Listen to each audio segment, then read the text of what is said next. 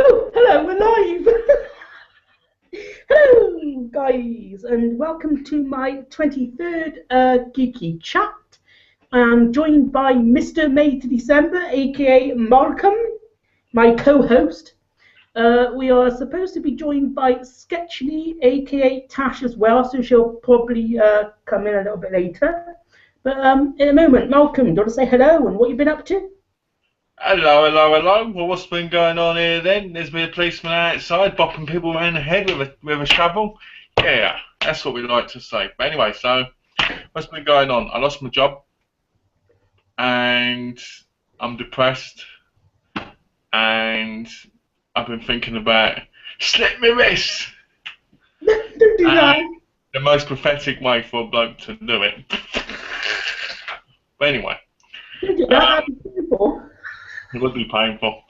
So I found out I lost my job, found out basically I'm depressed. Well, I was depressed, it's obvious. But I've been watching some stuff. I started watching the show Arrow, which if Sketchly comes in, I'll get to talk to her about. Been watching Bond lately. I've been watching in reverse order. Skyfall, Quantum of Solace, Casino Royale, The World Is Not Enough, there's Sketchly. And that's what I've been up to. So there you go, Tash, say hello. Hello, sorry I cut in. You were chatting. Typical woman, always getting in men's businesses.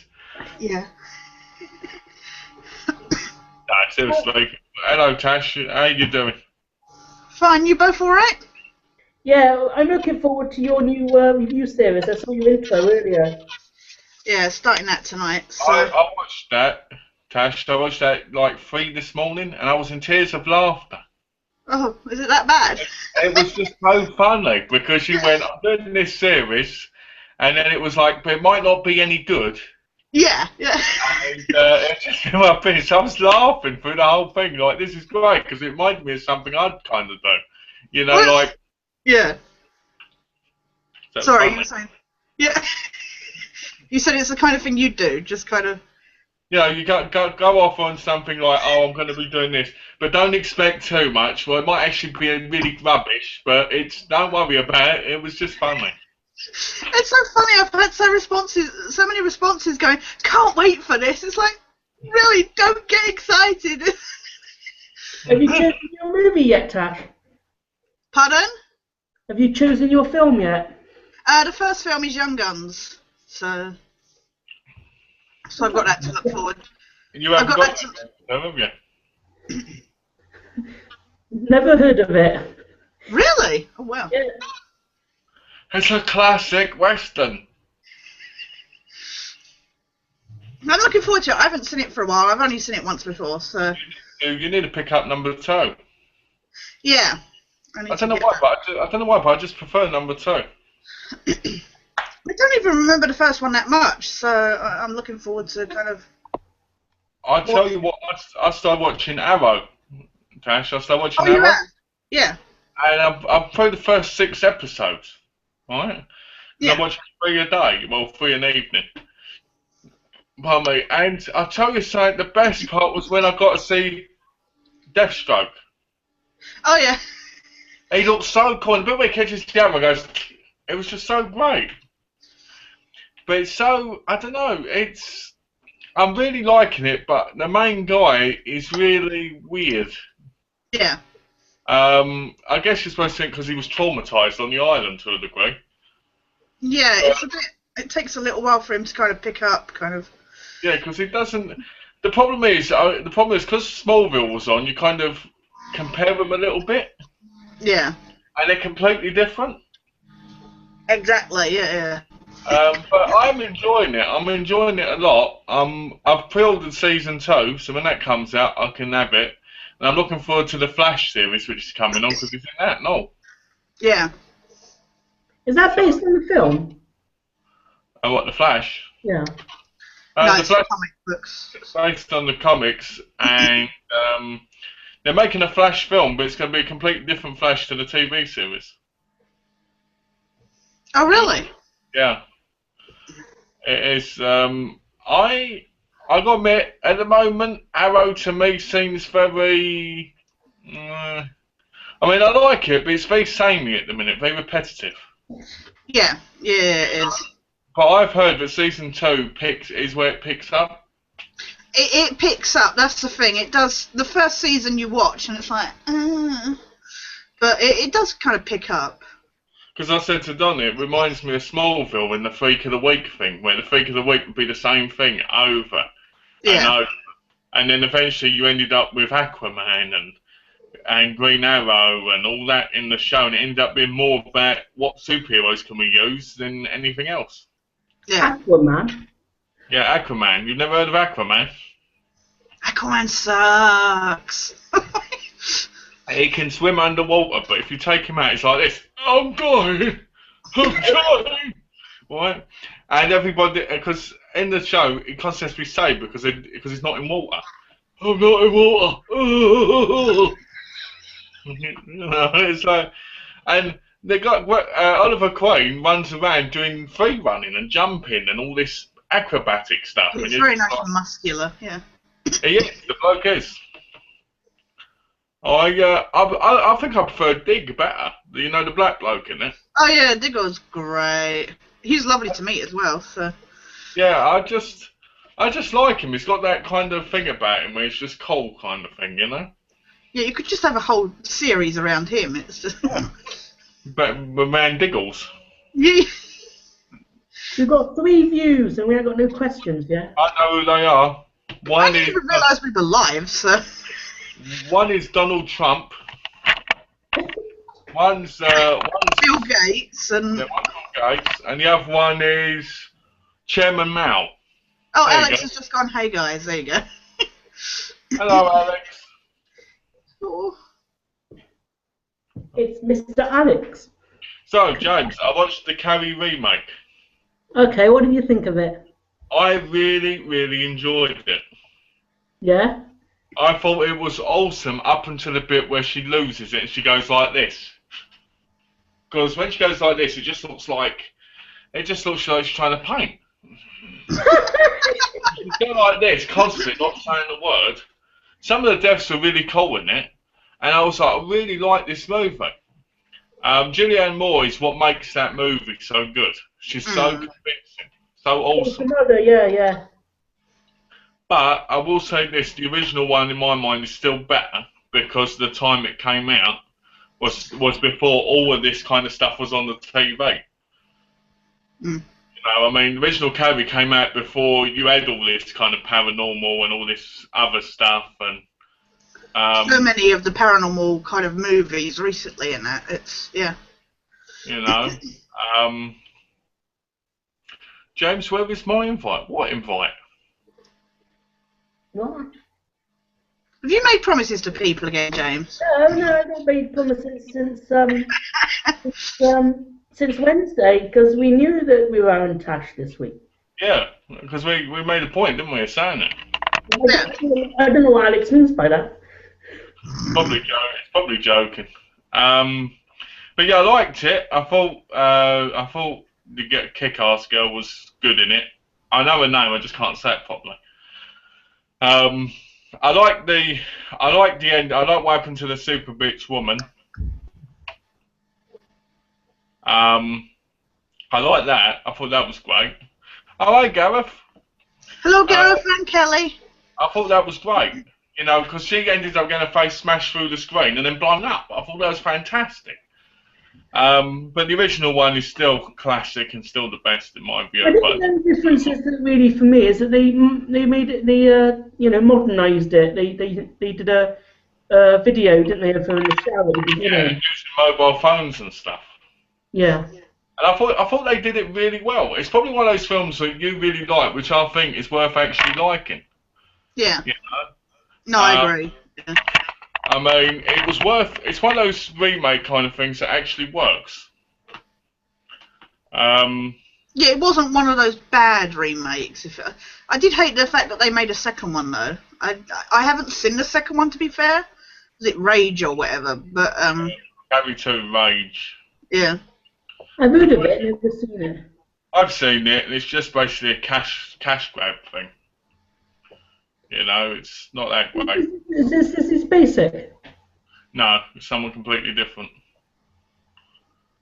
I will say this: unlike the Prom Night remake they made, which absolutely was nothing like the original.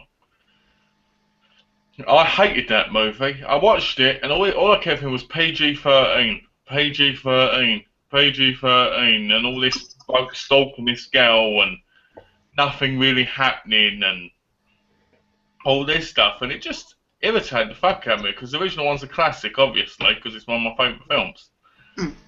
But remakes, most of them are just absolute shite. Hey Malcolm, have you seen Kelly's new picture on Google Plus of her pizza? I have seen the new picture. Quite cool, isn't it? It is. The shirt. It was nice to actually see one of the horror shirts. Yeah. I bought last night. I bought a Splatter University shirt. Thanks to her having that Pacers one up, I actually looked for the Splatter University one and found one. So that works out then, doesn't it? Malcolm, where's the best places to get these horror t-shirts? Fright Bags. Where? Fright Bags. It's American. Okay. It's called Fright Bags. It's quite expensive to a degree, I guess, but I don't mind paying $27 for a 5XL shirt, which when it shrinks fit me. I bought an excellent horror t-shirt yesterday. It's like a load of heads of different horror characters made up to look like a skull. So Nice. it was great because he was just sat there going, "Oh, that's so and so, that's so and so." It's nice to pick out the different characters. So It is. yeah, It is. I like. yesterday. That was on T-Villain. So Well, what I like doing, because shirts normally shrink for some reason. I like buying like a 5XL because I'm like a 2, 3XL depending on what company it is. I like buying a 5 because then there's plenty of room because it shrinks to like a 4. And I like the roominess, especially if I'm around the house. You know what I mean? Because right now I'm wearing. oh, nice. That's very nice. Ooh, Freddie. I like that. Well, I thought I might as well. I'm getting them in the horror blocks and that. I might as well wear them, wouldn't I? You know. So. No, exactly. What you I don't guys like been this up one, to? honestly. What you been up to, Tash? Not a lot. What you been up to, James? I watched Jason Goes to Hell last night. And what did you think of it? I actually thought it was very strange. Isn't it the one where his liver or kidney goes into people's mouths? Tash should know Stephen Williams, who played X on X in X in the X-Files. Yeah. He's in Jason Goes to Hell. He was a cop in the Blues Brothers. What? He's a cop in the Blues Brothers. Oh, was he as well? He's Yeah, a cock. Did you say a cock? a cop. Oh, cock. I thought you said a cock. I was like, oh dear. No, he played like a coroner or something at the beginning of the film. Oh, and right. he ends up eating Jason's heart. And then it's like it possesses him. And he ends up going around killing different people. So basically, it is Jason's heart that takes people over then, not his liver or kidney. Because I always thought it was his liver or kidney. No. And then he passes it on to other people by opening their mouth and something comes out through their mouth and into somebody else. Which is probably the worst Friday the 13th ever because Jason technically isn't in it. Well, Yeah, he's in it at the beginning and the very end. It reminds me of Hellraiser. You know how in the later Hellraisers they have Pinhead pop in for the last 3 minutes? That's what it's like. And you know what my favourite part of the entire movie was? Was at the very end when Freddy's glove comes out and pulls down the hockey mask. Yeah, I remember when that first happened, everyone was like, oh, there's going to be a movie. There's going to be a movie. And then for a long time, nobody knew, and then they announced it. Yeah, because I think they were in production for a while. That What's led that? up to Freddy vs. Jason, didn't it? Really? Because what happened was that happened. A lot of people were like, "Oh, we're gonna get the movie. We're getting the movie." And then there was all rumours and there was chatter about it. It wasn't happening. And then they finally Yeah, decided. Yeah. it was in production hell. I think it went through different directors or writers or this, that. And then they couldn't get the funding and this, that, and the other. I know it was. Yeah, because it was an on and off thing. Like, oh, is it going to happen? Is it not going to happen? A lot like the Deadpool movie. It was like, is it going to happen? Yeah. No. It's going to happen. Is it? No. Is it going to happen? No, it's happening. It's like, I got to admit though, the Freddy versus Jason movie, in my mind, was actually quite good. Yeah. I haven't seen that one. In my view, it ended the right way. Because in reality, if you think about Freddy Krueger and Jason Voorhees, who would you think would be the most powerful one in reality? What well, you see, that's the thing, is that Freddy is better in like dream world as opposed to reality. Yeah. Reality is going to be nothing compared to Jason, technically. Yeah, exactly. Because Jason is who he is in reality, as Freddy's the way he is and powerful in the dream world. Yeah, exactly. What I do like about it, even though it does happen, Freddy doesn't end up being the weaker one because it still works out the right way. It's very balanced. They also got the rights, didn't they, to add the Freddy glove, because Paramount added on to a new line, which is the owners of Nightmare on Elm Street. Yeah, New Line own Elm Street. So, but I didn't know Paramount were. Did they do Freddy versus Jason then? No, New Line Cinema did. Oh, right. To answer your question, Kelly, yeah, I am. I'm buying the one from Fright Mags. I noticed they had it on sale, so I thought, oh, I'll pick it up. Well, I can. It's only so I can be in the house in it kind of thing, because I don't mind having the odd horror top, you know. And it's a good design. So, I thought, why not? But yeah, carrying on. But then I enjoyed Alien versus Predator, so. So did I. I Yeah. enjoyed. You know what? That's my favourite Alien movie. And do you know the funny thing about it? It's so cheesy. Yeah, everybody bashed it, and I was just like, actually, it's not that bad. It's so cheesy. The bit where Sienna Leafan, is it? I can't remember her name. I think it's that. And the Predator look at each other and then they run together. It's like, what? You're like, what's going on? You're like, he should be killing her. It's just great. I love that movie. It was cheesy for a modern movie. It was amazingly cheesy, which made it feel like it was part of the franchises, if you know what I mean. So. It was, but the best thing about it was you could actually believe that the aliens and the predators would actually go against each other because it had the right kind of fighting and stuff. Yeah. You know, and I love how the predator takes the thing off and goes, and then he dies, and then at the end the thing goes like an original Alien movie. Yeah. You know. Well, Malcolm, what's your favourite Alien sequel? Do you have one? Probably the one with Ron Perlman in it, because I like Ron Perlman. So probably the worst one, which is probably number 4. Was it Resurrection? Or, yeah. No, I don't get me wrong. I can say a movie's bad, and I can still enjoy it. I mean, I like the one with Winona Ryder, which I think is the same one. Yeah. Yeah. Don't get me wrong, I think the original Alien's a classic. I think it's one of the greatest kind of horror movies out there. But I do prefer number 4. That's the thing. Everybody, I like all of the Alien movies. Everybody bashes the later ones, and I'm like, actually, I kind of enjoy them. So. Alien vs Predator is great. 2 is bad. I've never seen number 2. I haven't seen the second one. I did hear it was really bad, but then everybody bashed the first one. So. I haven't seen any of those ones. You've seen Alien vs Predator, though, haven't you? No, just Alien films. I'm actually shocked you haven't seen that, because I thought that was the type of movie you'd have picked up. I was gonna say that's the kind of movie that's right up your alley, I think. But if you enjoyed Freddy versus Jason, then I think Alien versus Predator might be the kind of thing you'd like. They did say there was going to be one with Michael versus Chucky at one point. Oh god. That was really funny.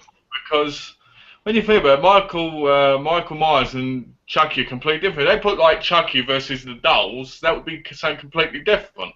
Yeah. Same level kind of thing. like Michael versus Jason or Michael versus Leatherface. It'd be the same kind of thing. Yeah. But if you put like Michael versus Chucky, it's ridiculous. Mm. What is Predator? Sorry, James? What is Predator? You don't know what Predator is? No. I'm sorry, I'm leaving the chat now. That's just. I'm seriously gobsmacked you don't know what Predator is. The first Predator had Arnie in it. Okay. I do admit that. The second Predator's got Danny Glover in it. It's just like. Yeah. It's like, how can you not know? I mean, is it like an alien? Is it some type of monster or something? It's kind of an alien race kind of thing. Could get to the chopper. It's hard to explain because they're like war aliens. Mm. And one's trapped on an island in the first one, or one's on an island, and these army guys, which got like, what's his name? What's Apollo Creed's name? Oh, I can't remember. Shit, I know it. I can't remember his name, but you know what I'm talking about. Yeah. I know the actor's Carl Weathers, but That's it, Carl I don't Weathers. know his character name. Yeah. That's what I was thinking about, Carl Weathers. Yeah. The name. Carl Weathers is in it. You've got Jesse the Boy Ventura in it. You've got Arnold Schwarzenegger in it. You've got the Indian bloke in it who was quite big in the 80s in a lot of movies as a henchman. And basically they're going around and basically one by one they're getting picked off by this predator. Right? Mm. And they can't see it. And then all of a sudden Arnie falls in the mud and he can't see him anymore. Right? And then it goes like, and then it's like, oh, I say, I shall fight the predator. And he's like, right? And it's great. Number two, I think is absolutely ridiculous, the end bit where he kills the predator and they all turn up and they give him like a dagger thing. And then they leave. It's like, what? Gareth says he likes Paul W.S. Anderson. Isn't he the one who did the Resident Evil movies? Yeah. Because my only problem with Paul W.S. Anderson is, you know, the first Resident Evil movie I actually didn't mind. Despite being a fan of the games, I didn't mind the movie as a separate entity from the games. But he has turned the Resident Evil movie series into a Mila Jovovich bloody wank fest, basically, and that really pisses me off. So that's my problem with him. That sounds kind of good. Well, Alex put Alien versus Vampire would be up my alley. It would be. And going back to Resident Evil, I remember watching the first Resident Evil and thinking, there's so many plot holes in this. Oh yeah. Where they could have made this so much better. And I remember enjoying it. I remember enjoying it because I thought, it doesn't matter. A film's a film, it's a game, it doesn't have to be strict, it's not like it's a book, alright? Mm. Get to the second one. Okay. Oh, now we've got the Nemesis. Oh, wow, and it looks just like the one in the games. Wow. Yeah, exactly. Then it was like, it's got feelings. No!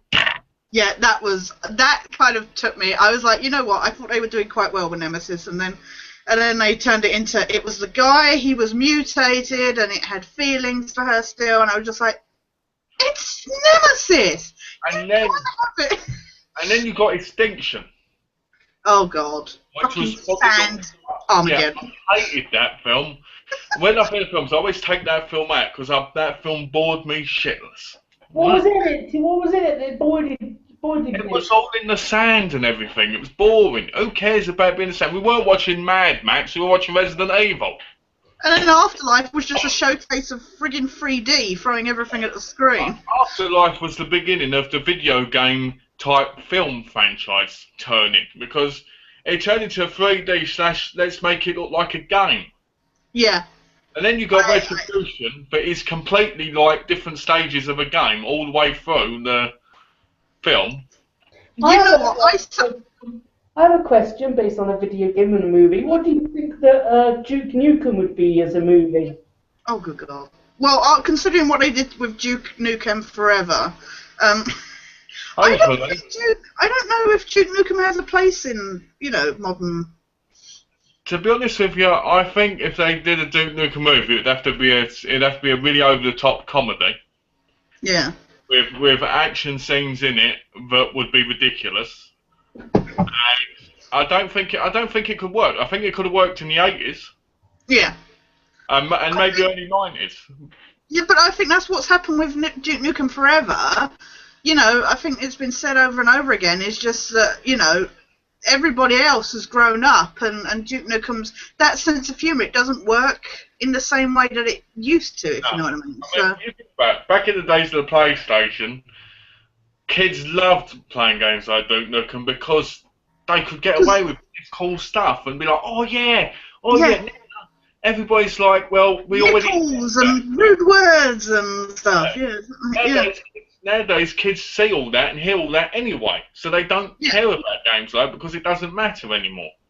That's the thing. It's like we were saying the other day about you know, like the Carry On box set. The Carry On movies now don't have the same. You know, if you made them now, they wouldn't be the same at all. No, I mean, the problem is everything has its own decade. Yeah. Right? It's like a majority of 80s horror films. If you made them now, they'd be shit. Mm. Because of the time, because of the clothing, because of the period, they're awesome. You know? If Duke Nukem had been made as a movie back when it was popular as a game, I think it would still be watchable now. If you know that sense of humour. I mean, I think that's why people still enjoy going back to the games, is because there is an element of nostalgia and that inner child thing. But because now people are trying to recreate it, and this is why you had stuff like with the Doom movie, people are trying to recreate it now, and it's just not the same because... What do you prefer? What do you prefer out of Duke Nukem 3D or Duke Nukem Forever? Pardon? Say again? What did I prefer? Which did I prefer? Yeah, out of Duke Nukem 3D or Duke Nukem Forever. I don't even want to comment on Duke Nukem Forever because that was awful. I will go with the older Duke Nukems. Going back to what we were saying though, it's like the Doom movie. I remember when that came out, I thought, oh, this is going to be alright.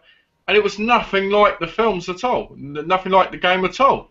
I know, they tried with that first-person shooter section near the end, and it was just too much, too little, too late. It was nothing like it. I mean, they had Carl Urban in it, and they had Dwayne Rock Johnson in it, and it was like, oh yeah, but the film sucked.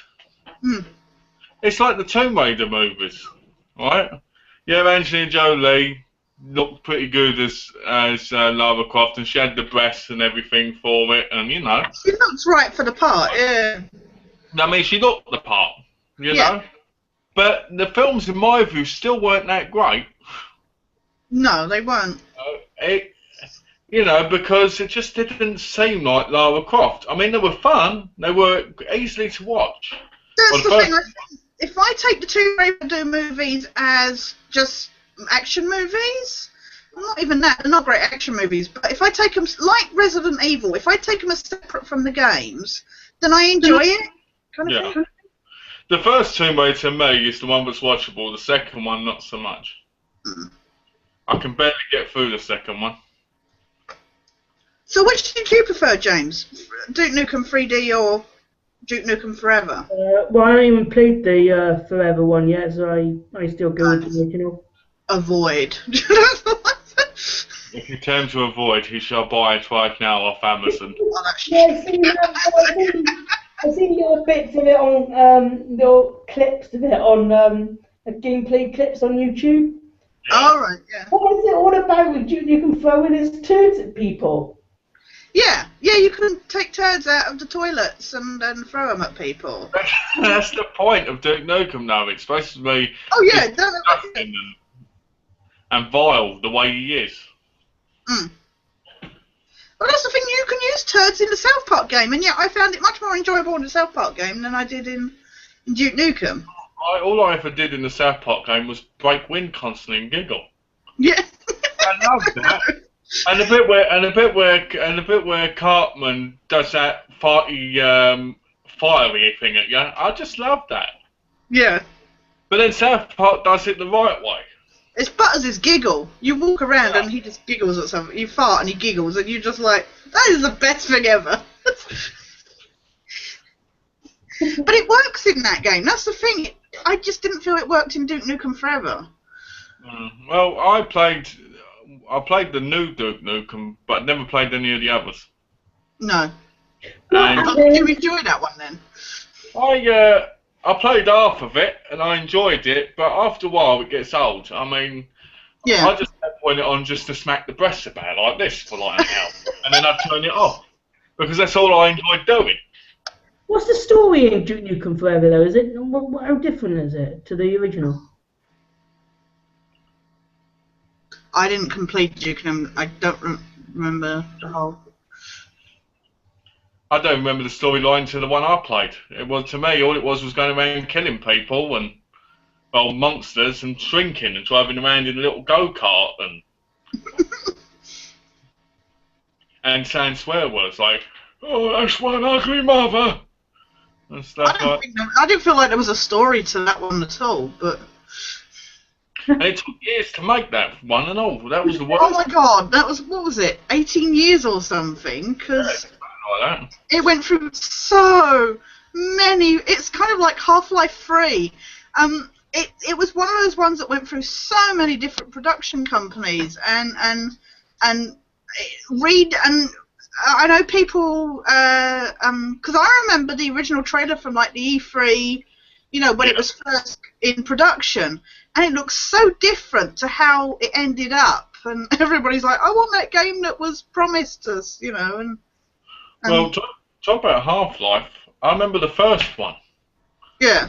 And I remember playing the demo of it, and it terrified me when they jump out and all that. Yeah, yeah. And I remember thinking, I have to play this game. I have to play it. And I played it in the dark and everything. And I was like, oh yeah. And I'd never had such a great feeling other than when I'd played Doom. Yeah. Because I used to play those two games in the dark, and it used to terrify me because it was like they could come out at any moment. Yeah. The original Doom, you know, the original bad image Doom, where he had the blood on his face the more he got hurt and that. Yeah. I love that game. I love that game. And I remember playing it, I remember completely thinking, wow, this is an epic game. And then number 2 came out, and I never ever thought about playing it once. Really? No. I don't know Did you why. play it now? What? Do you still play the second one? No, I don't play it now because I've got the PS4. I play PS4 games or... You can't play older games. No, that's nothing. Why didn't they make the PS4? I don't care about the backward compatibility shit because you should own your own console anyway. But why not on the system make you pay for old games that you want to play? Oh, this is the thing with the bloody new Last of Us. This is what cracks me up. You know, an HD version of a game that was released a year ago. It's like... in HD on a PS3. So what the fuck's that about? Yeah. Shouldn't it be HD on the PS3 already?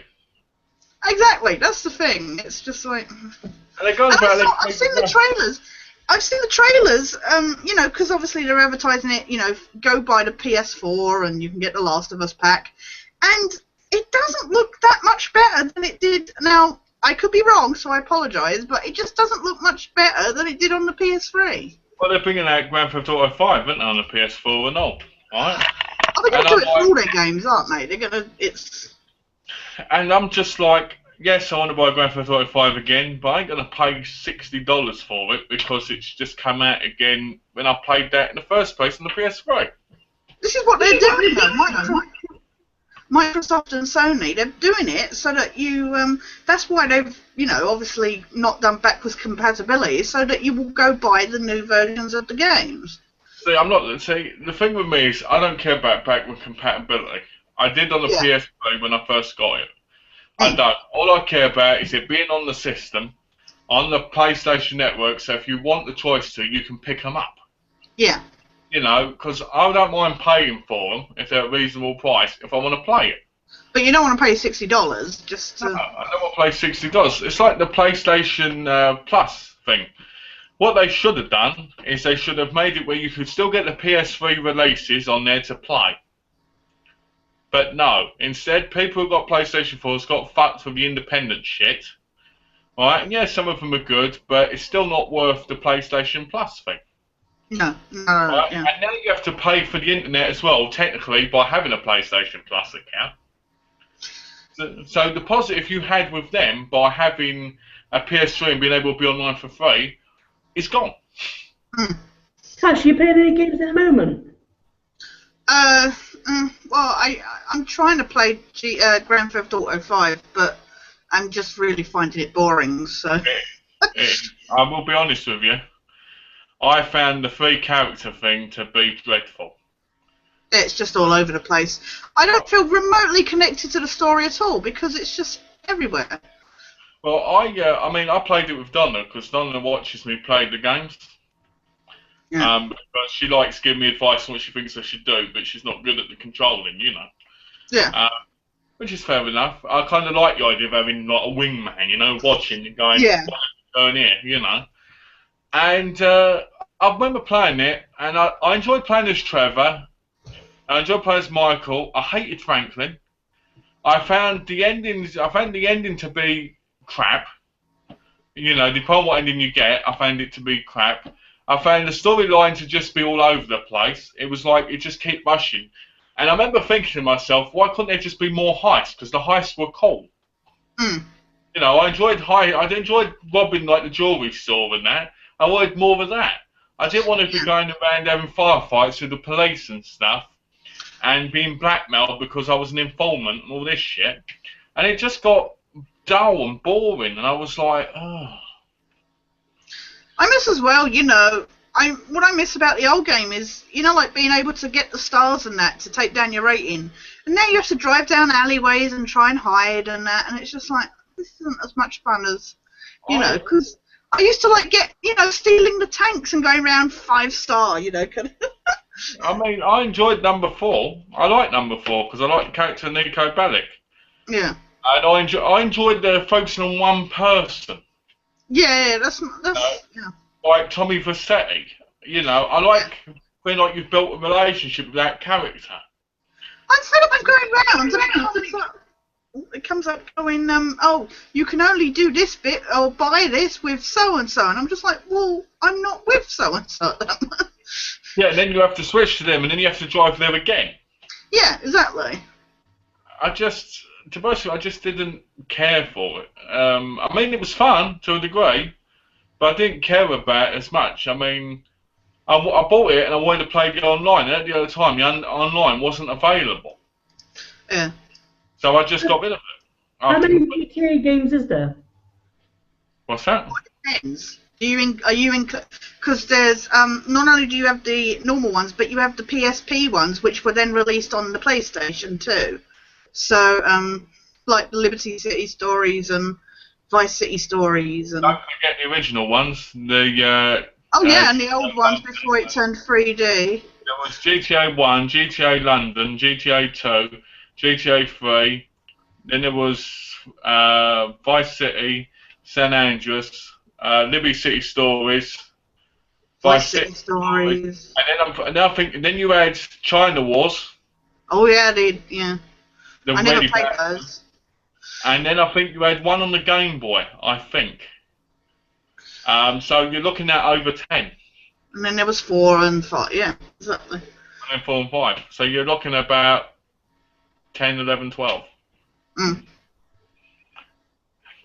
The original one, I remember playing the original one on the PlayStation. Oh yeah. And I used to love it. Where you got the phone calls, you'd go around, it had these little dots shooting. Yeah. It was dreadful. And then all of a sudden the PS2 came out. God. It was GTA like, wow. 3 was amazing. Hello, Claudia. Picking up the prostitutes, humping them in the car, and then beating them around the head with a bat. Yeah. I used to love, what I used to love doing was just running about, shooting people, and then waiting for the police to come and shooting at the car. But the best thing about number 4 was the best thing I like about now to then is you can actually shoot through the windscreens. Yeah. Because I think that first got invented in Vice City. Yeah, something like that. Yeah. Because it wasn't in number 3, as far as I know. And I love that because I used to love getting chased by police time, shooting at the cars and everything, you know, shooting through the things. But I've just been I keep every now and then I'll put 5 on, and I only play it for a short amount of time because I just get bored with it really quickly. So It is boring. I'm getting through it very slowly. The whole Franklin storyline bored me with this. I was like, who cares about Franklin? It just felt like another stereotypical gang, you know. Yeah, it was like a stereotypical black bloke who's in the hood, who basically wants to be out, but he's still a hood rat, basically. Right? And it's like, why couldn't they make... Wait, see, what they should have done is, not to be racist, is they should have made the black guy a little bit more successful and made him in Michael's position. It was like they were trying to recreate San Andreas, and it just, you know... At one point, they said Franklin was going to be CJ's son. Yeah. And it's just like, no. And I'd like him to make Grand Theft Auto where you get to be someone you've been before again, but older. Yeah, exactly. As you said before, I wish we could go back to Tommy Vercetti. I enjoyed that. You know. What happened to Tommy Vercetti after he got the Empire? You know, what happened to CJ after he did everything? Hi, Claudio. I mean, you know what I mean? What? I mean, you get backstory kind of thing, like when you're in San Andreas, you see Claude racing. But what's he doing there? You know what I mean? So it's like, you know, and you see Ken Rosenberg in San Andreas as well, I think. I don't enjoy the soundtracks as much as, you know, with the older games. I mean, well, I will say this. To be honest, the best soundtrack game was Vice City. I used to love the song "I Just Died in Your Arms Tonight" and just hitting somebody. Yeah. Or chasing somebody in a car, shooting at them like in a mission while that song was playing. Yeah. Yeah. It was awesome. That soundtrack was good. I didn't even mind. What I loved about San Andreas' one is it was so different with the country, with the rap, with the soul, you know, and 70s funk and stuff like that. I love the diversity of it, if you know what I mean. And I feel like they've tried to do that again in 5, but 4, the soundtrack I hated. But I've not enjoyed even the, you know, the adverts they've had on the radio, you know, or the talk radio stations. I've not enjoyed as much as I enjoyed Vice City or you know. Well, I like San Andreas. My first San Andreas was All My Exes Live in Texas. Yeah. I love that song playing while beating women to death in the street with a bat. Yeah. I used to love, you know. I love Bed of Roses, you know, while bloody, you know. It was awesome, and to be honest with you, they're not getting that. I mean, in number 5, there's hidden missions like that cult. You have to give them 10 grand or something, and then it opens missions. I didn't know that, so I ended up not doing it.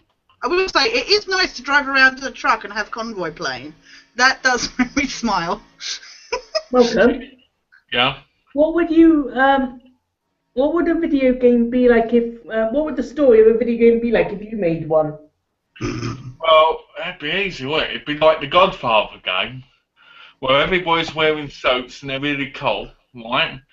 And it'd be a mix of Godfather GTA with men in tutus, right, walking around the street. And I'd get copies of your head and your body and get them to walk about, right? You know, going like this, shooting people, like, you know, like in the old games, you had the people that looked exactly the same, chasing after you. That's what I'd do. I'd have James as a model, and I'd have other people as models, like Gareth and stuff. You'd run around doing the, you know. Yeah, and when they felt threatened, instead of pointing a gun, they'd go. and they'd get shot, so I wouldn't have to worry. I will say though, I really enjoyed the Godfather 2 game. I haven't played the second one. I have played the first one, and I enjoyed that. So. I really enjoyed the second one, but I don't know why. It's terrible. Yeah. But I enjoyed it. My friend years ago, I did it, and he came round, and he said, "Why do you keep snapping people's necks?" And I went, "What do you mean?" He said, "You enjoy that too much, mate." So I used to just grab open it, because in the game you can do that. And you go, "You enjoy that too much," and you go, "Wait, but when you go out, you're going to do that to somebody," because it was just so good that you could just go up to them and just snap their neck like. What about you, Shaq? What would it be like if you made a game? Oh God. The thing is I like so many different elements from different kind of types of games. You know, I mean, I love stuff like Bioshock, but then like Malcolm, I like some of the you know, kind of. I don't know what I would come up with, to be honest, because I don't know what mechanic I would use. I'm a little tired of first-person shooters now, so I think it would be like a third-person kind of thing, kind of like, you know, Godfather and that, I guess, but GTA and that. But I don't know what type of game it would be, because I like so many different types. So. I mean, me myself, I think I'd use the Fox engine because it looks beautiful. Mm. And it's like what Tash said. I like Metal Gear Solid and Splinter Cell, and they're different to Grand Theft Auto. Yeah, exactly. You know, so it's hard to get that right balance of what you do. And I mean, they try in Grand Theft Auto to have stealth missions, but they don't work because it's not the same kind of feeling. That's why I hate, you know, something like that's why I feel bad about, like, I love Assassin's Creed, but the last couple of games they've so badly ripped off Uncharted, which is kind of funny because Uncharted was inspired by those kind of games. So Uncharted's a classic. Yeah. And I'm looking forward to the fourth one. In the same way, but the new Tomb Raider, you know, which was a predecessor, you know, which inspired something like Uncharted. The new Tomb Raider reboot completely ripped off some of the mechanics in Uncharted, which is kind of, you know. Let me just butt in there, because obviously you've played the new one. Yeah. Me and Donna, we went and traded away when I visited it. This was so long ago now, because I visited at the time. Mm. And, hold on, there we go. And I remember pointing in, I remember thinking, this is Tomb Raider, because it just seemed like the same thing. And it was like, oh, I'm playing Uncharted. Yeah. I'm playing this. And it just seemed ridiculous. I got all the way to the end, and I was like, this is just... I didn't like the Eagle Vision rip-off from Assassin's Creed either. Yeah, I didn't like that either. It's all this slow motion stuff. I remember when slow motion first got invented, and then all of a sudden every fucking thing had it. It's now as well bullet time as well when you get that kind of stuff. It's just like... We've got a couple of comments here. Oh yeah. Anyone like Immortals? I'm watching it now. I've never seen it, but I want to see it. I haven't seen it. Is it like the originals or? The Immortals is basically, I think it's like a war film, you know, like Spartan kind of thing. Yeah. No, Tash. Assassin's is my favourite game ever. All them played them all to 100%. Me too, Claudia. I love it. Me too, but... If I was to make a game, it would actually be a better version. The Godfather games hated them both so much, and the execution was so poor. I do agree with you. They were poor, but I still enjoyed it. Sometimes you can enjoy a terrible game. Yeah. I mean, look at James with the X-Files game. Oh. He enjoys it, and it's one of the worst games I've ever seen. What about it? I've watched every playthrough James has done, and every time I watch it, after 5 minutes, I'm like this, keep watching, it's going to get better. Does it matter? It's terrible, but what I'm saying is you enjoy it, you know what I mean? Yeah, but this is the thing, and this is why I'm using my review rant thing to have a good bitch about the game, because it is so stupid, but I enjoy it. Not enjoy it is a strong term, but I don't mind going back and playing it.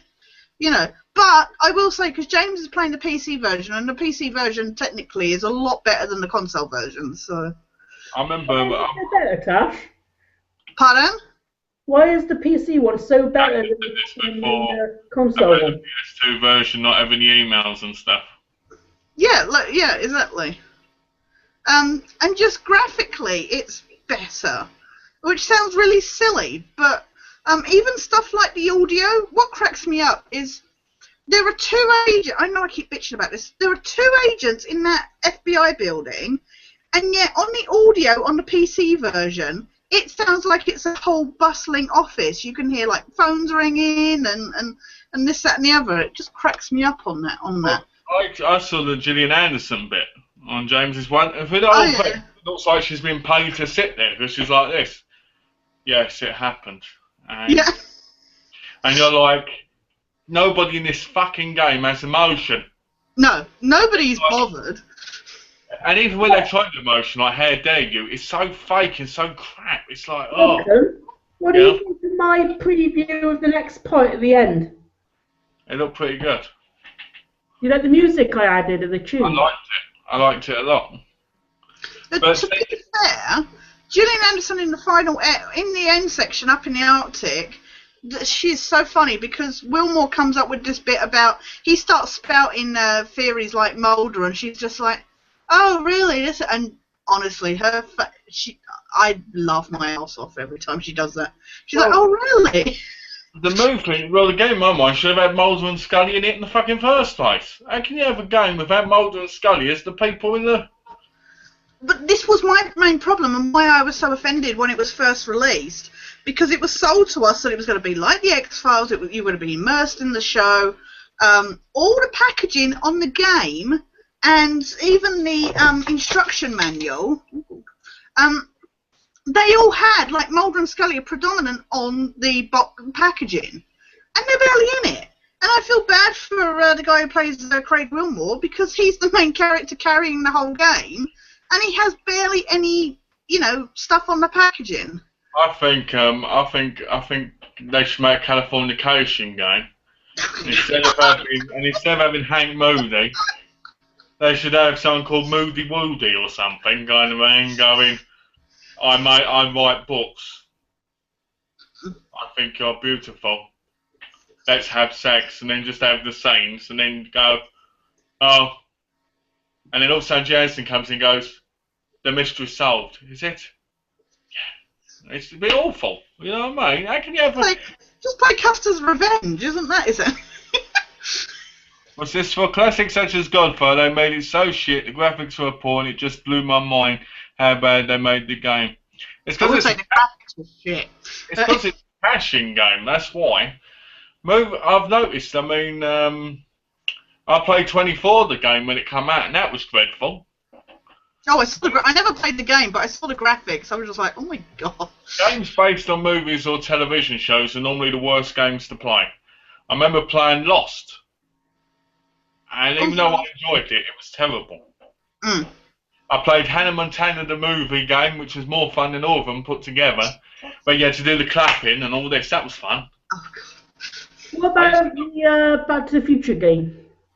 I haven't played it. I haven't played it, but I've watched gameplay footage of it. It's a really Is good this game. the Telltale one you're talking about, or? Yeah. Because there are older ones. There's the Nintendo one, and I had one on the Sinclair Spectrum, which was shit because it glitched really badly. The Telltale one's really good. I do recommend checking it out. I like the newer one that came out. Yeah. The point-and-click one. I played the old SNES one. Oh yeah. Yeah, where you're like on. Which has nothing to do with the films. where everybody was trying to attack you and you couldn't do anything. Yeah. I played that and that was dreadful back in the day.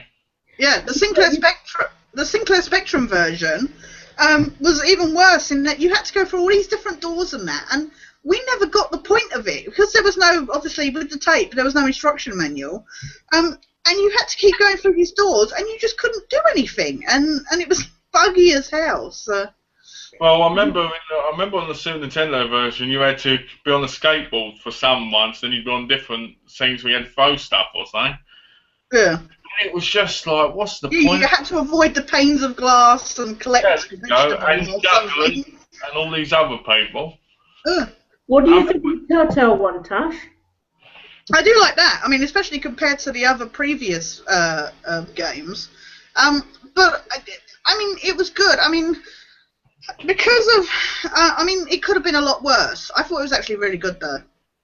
Like I said, I haven't played it, but I've watched it and it looked awesome. I played the demo of it. And I've always wanted to play it, but I just haven't been bothered. Because I know it was on disc, but over there you had to buy it off the PSN or something. Yeah, you had to. It's like the Walking Dead ones. You have to kind of download them by chapter. James, bloody watch Satan's Little Helper. Yeah, both Claudio and Alex have been saying, watch it already. Are you going to watch it tonight, James? What's that? No. When are you going to watch it? Okay, I'll tell you when I'm going to watch it. I'm going to watch it in about 2 movies' time. Have you watched City of the Living Dead yet? No, I moved it down the list. I'm going to watch that near at the end. You moved it down the list. That's the film I wanted you to watch. So what have you got on top? If it's one of the crap ones, I'm leaving the chat. No, you won't. I've got Jason X next, and then the Banshee chapter, and then it's Satan's Little Helper. Put City of the Living Dead at the top and watch that tonight. Then I can talk to you about that, and then after that, watch Satan's Little Helper.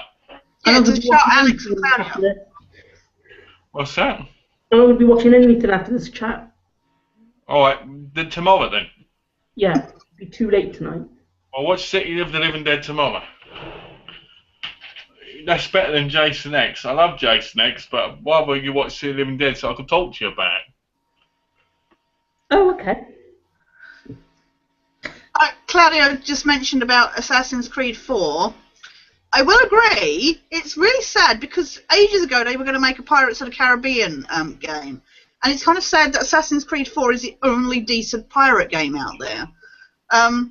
That said, as I've said before, it kind of pissed me off that it really went away from the whole Assassins thing. That the guy in Assassin's Creed 4 was, you know, just basically out for himself. The whole connection to the whole Assassins thing felt really disjointed. So, but I do agree, it's really sad that that's the only decent pirate game out there. Talking about Assassin's Creed 4 and pirate games, I have to agree with you both. I think Assassin's Creed 4 is a great pirate game. But like I said, it is in the background kind of thing. Mm. But I do think that, I don't know, I like the pirate aspect of it, but I think it doesn't, it works, but it doesn't work. I felt it only worked for half the game. I got bored after a while. I started doing fast travel everywhere.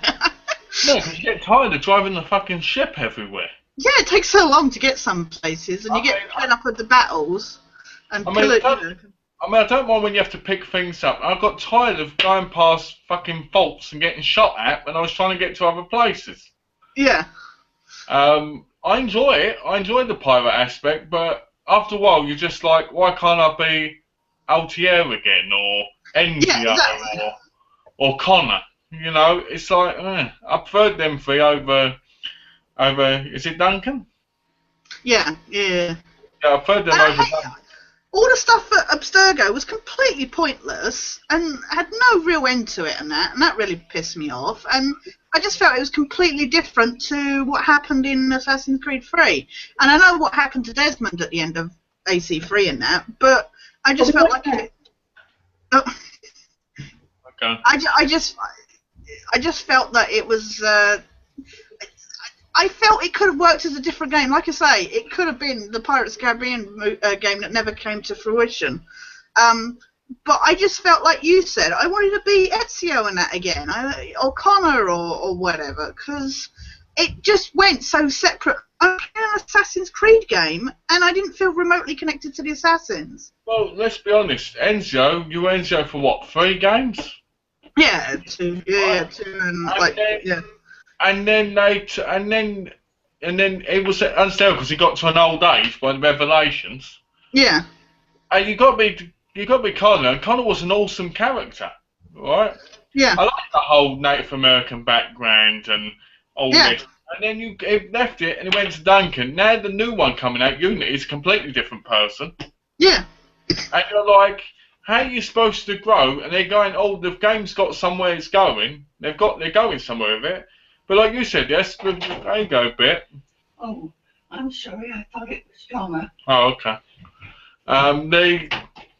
The actual place, in my view, was a waste of time. Hacking the stuff to get in it. Who cares about that stuff? Yeah.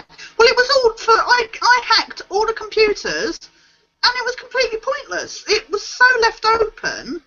And I mean, I've not played Unity. I didn't even play the one that you could download with the black lady. I can't remember what it was called. I downloaded that, and I downloaded Freedom. Liberty or something. It was something like Liberty. because I played the demo and it was so shit. I had no desire to pay for the download. It's funny you say that because I played the PS Vita version.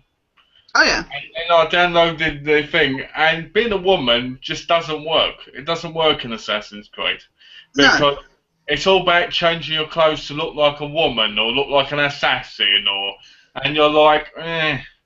And then I played the Freedom one, which was like a downloadable content where you were the black guy off the ship. Yeah.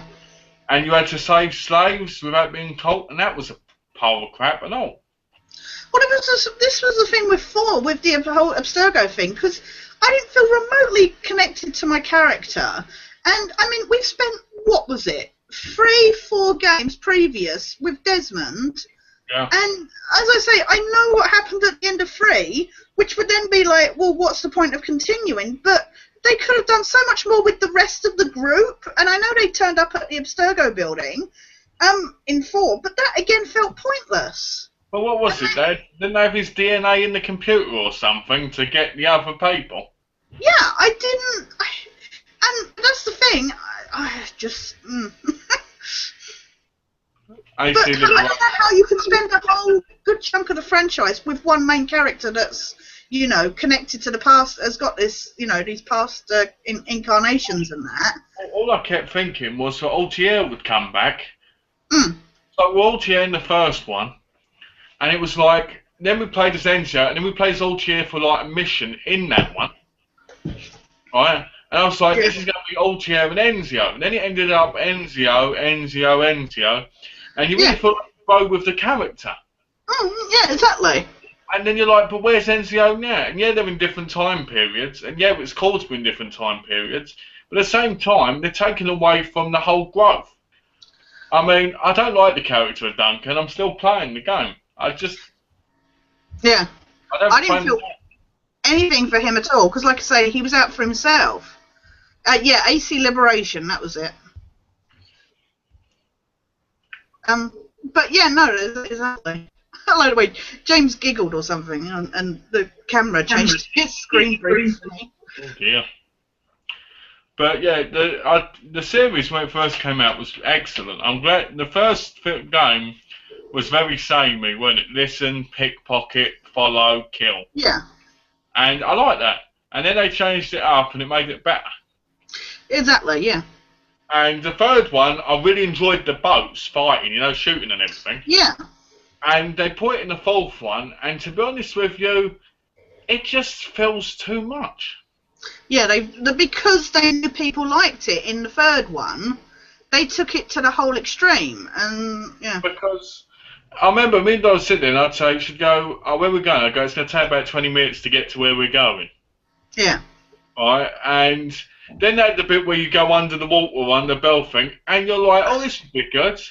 And then you've got all these sharks and stuff under there. Oh, so it's not these sharks that made it impossible. I was just like... And you're just like, how the hell am I supposed to do this? And you're just like, oh. And you follow the on-screen instructions to try and avoid the sharks, and that was bullshit, because they still followed you, even when you hid in the reeds. Well, I tell you, the thing for Donna used to get annoyed with me was, you know how you end up in a battle with a ship? Yeah. As I was about to hit the ship, what I'd do is I'd run and jump onto the ship because they don't leave their posts. So I'd get to kill them all, and then I'd go into the door, and I'd just jump back on and just say, you've won. Excellent. I never tried that, I don't think. I think I did it once, but... It's about to hit the ship. If you let go and you run, you can get onto the other boat and kind of fight without any resistance. I'm back now. You alright? Yeah, you? Yeah. Toilet break. Oh, food break. Ah. Well, I want them to do Assassin's Creed Hong Kong. Oh yeah. Yeah, where you got an assassin who goes like Chin Chow Wana body, and you have to read subtitles through the whole game. That's what I want to say. Well, it doesn't end up like Kane and Lynch 2. Did you play Kane and Lynch though? That was awful. I hated that game. Do you know what? I played the first Kane and Lynch, and I completed it in 6 hours, the same day I got it. Right? Yeah, it's a really short game, yeah. And I really loved it up until the military bit, because I thought that was ridiculous. Yeah. And they went from going to nightclubs and shooting people to being in a military thing. It was just crazy.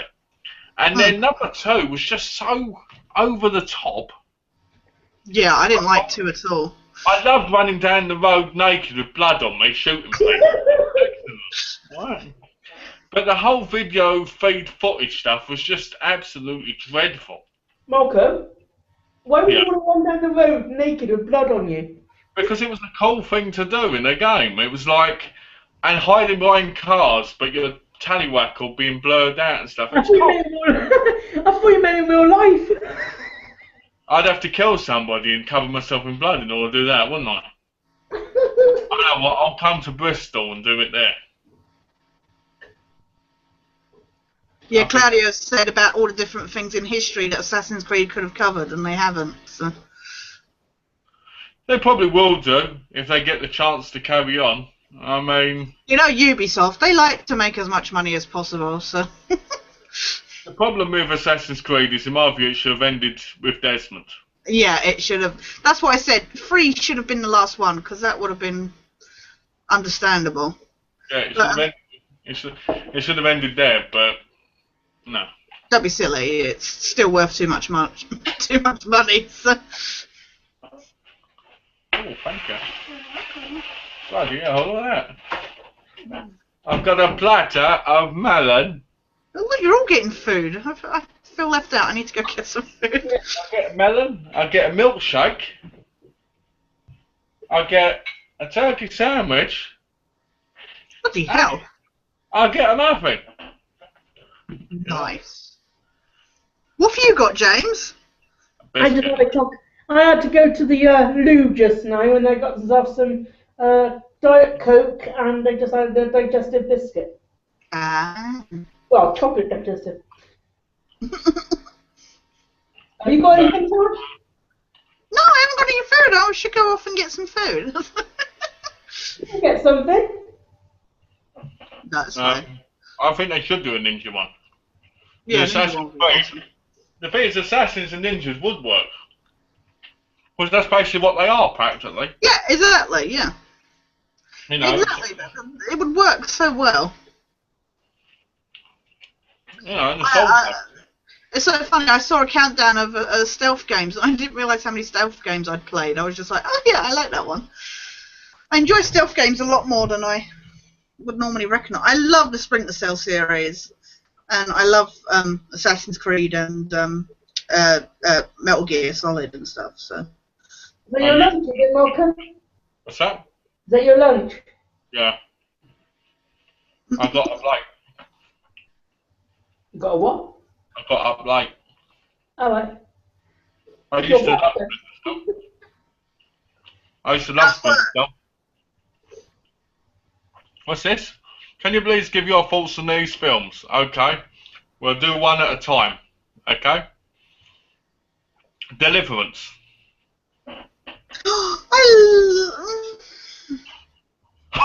You're going to say you love Deliverance, and then you thought that would be awkward. I'm trying to remember it. Yeah. I'm trying to remember which one that was. You guys go first. I need to remind myself. Have you seen Deliverance, James? No. Okay. Okay, I will then. Okay. Deliverance is the one with John Voight and Burt Reynolds. Oh yeah, with the bloody piggy. With yeah. I like Deliverance. I like it. I like the scene where he gets raped. The only Deliverance film I've got is called Blood Rain 2 Deliverance. And that creepy boy that goes like this on the thing is playing the thing. It's bloody dueling banjos. Yeah, I love dueling banjos. And then they laugh and kind of sing with him and that. And then the bloke gets raped in the thing. I like the film. I think the film's... it's not... It's not great. No, it's not great, but it's good. Where'd the comment go? There it is. Okay, RoboCop 2. Sorry, I was just gonna. Sorry, it's because I cut in with you. Sorry, I was just saying I do like Deliverance. It wasn't as great as I was made out that it was to be. I kind of bought it because it was made out to be such a big deal, kind of like the Deer Hunter. And then I sat down to watch it. I was like, it's all right, and I enjoy the actors that are in it, but it just wasn't as great as I was hoping it to be. So. John Voight was excellent in it. Yeah, the whole cast was They had the right people for the job, in my view. I mean, Burt Reynolds and John Voight were amazing in it. Yeah. Okay. Have you got any more else to say about it, Tash? No, or... sorry, I didn't mean to cut you off. If I cut you off at any time you want to say more, just let me know, alright? Yeah, no. But you're saying RoboCop 2. RoboCop 2. Have you seen it, James? RoboCop 2, I've seen the original, and the remake, but not the second one of the original, no. What about you, Tash? I don't remember much of. I found RoboCop 2 quite forgettable. I really do not remember that much about it. Where the drug dealer bloke becomes a robot. I can't comment because I really do not remember it. I know I've seen it, but maybe it's because I've seen RoboCop the first one so many times since. I just really cannot remember the sequel. I remember Jimmy. He's watching number 2. And think, where's this film going to end? Make the drug dealer into a robot, I think, and they give him drugs or something in the robot outfit. Yeah. And he's like that one in the first one, you know, that falls down the stairs. It's that kind of robot. It's not like RoboCop. No. And looking at it, I could be wrong, but I remember it being an absolutely dreadful movie. RoboCop 3. Oh God, that was awful. I hate it. I just missed Paul Weller as RoboCop. I didn't, because who was RoboCop in number 3? I can't remember. Paul Weller, what? No, I'm pretty sure it was somebody else. Anyway, sorry. Have you seen it? Do you know? Remember? I just remember it was awful. I remember the Japanese guy, multiple Japanese guys in it, getting killed and then coming back. And I remember it being for kids. I remember it being more kids. John Burke as RoboCop. RoboCop for kids? I remember it being more kid friendly. Yeah, it was a lot less gore. You know, it was a lot less action. But like you, Tash. Turtles 2. It was like. But like you, Tash, I haven't watched the RoboCop 2 or 3 in years. I don't even own them because I bought the 4K one. I need to buy 2 and 3 separately, and they're like oop or whatever it is over here. So I'm just waiting for them to. Yeah, I don't own the sequels on DVD. I have like the special deluxe edition or whatever of the first one on DVD, and I just had no desire to get the sequels. Yeah. Do you like the original 3 of the Teenage Mutant Ninja Turtle films? The first one I like. The second one was far too kid friendly. They didn't pull out their weapons. They didn't. And the third one I don't remember. It was so forgettable. It was ridiculous. It was Turtles in Time. They went back in time. Yeah, I don't remember that one. I haven't seen it, but. I like them. You like it, Malcolm? I know. When I was a kid, I was a big fan of the original Teenage Mutant Turtle movies. Yeah. The first one's the best one. Oh, by far, yeah. But I hated the second one. Why? The second one pissed me off. Shredder coming back. The guy was dead. How did he come back? Also, he stood there so much of the time just doing nothing, and was just like, "Oh, I'm just going to growl at you." It's just. And then number 3, I really enjoyed because I like the whole Japanese thing. I don't remember if I've even seen 3, so. But I just remember 2 because I was such a huge Turtles fan, and because the first movie had lived up to like you get hyped up for a movie and you're dreading it. But I found the first one so good, and then I saw 2, and like I say, because I know now as an adult, I know they'd kind of done, like parents had complained about the action in the first one or something. They made it so more kid friendly, and I actually found it, as a kid, I found it really boring. Well, what I liked about it was that they got Casey in it. Yeah. That's what made it fantastic, because I thought Casey wouldn't be in the movie. Yeah. Who was Casey Jones played by in the film? Oh, wasn't it? Oh, I can see his face.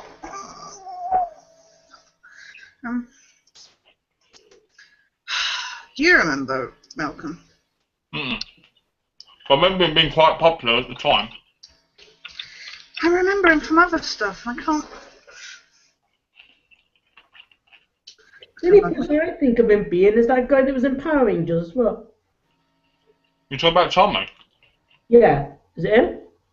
No, it wasn't him. That wasn't. Hang on, Casey Jones. Elias Cotius. Oh, he's in the Chicago PD at the moment. Oh, it's still going then. What, Chicago PD? No, him. Oh yeah, no, yeah, he's still going. He's in I don't know if you've ever seen Chicago Fire. There's a spin-off version, a spin-off series, and he's in that at the moment. So.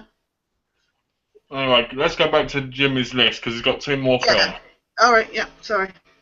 No, don't apologise. That's all right because we were going on James' question. It's like James Doss, sorry. So yeah. Halloween 3. I've not seen it yet. I really want to though. What about you, Tash? I'm trying to remember. It's the one where the masks take the people over. Oh, yeah. you. I can probably agree with what you say. I found it very forgettable. But then I ain't seen it in 20 years. I think I saw it once, and I don't think I watched the whole thing. I own the Blu-ray. I just haven't watched it. That's why you find it very forgettable. Yeah.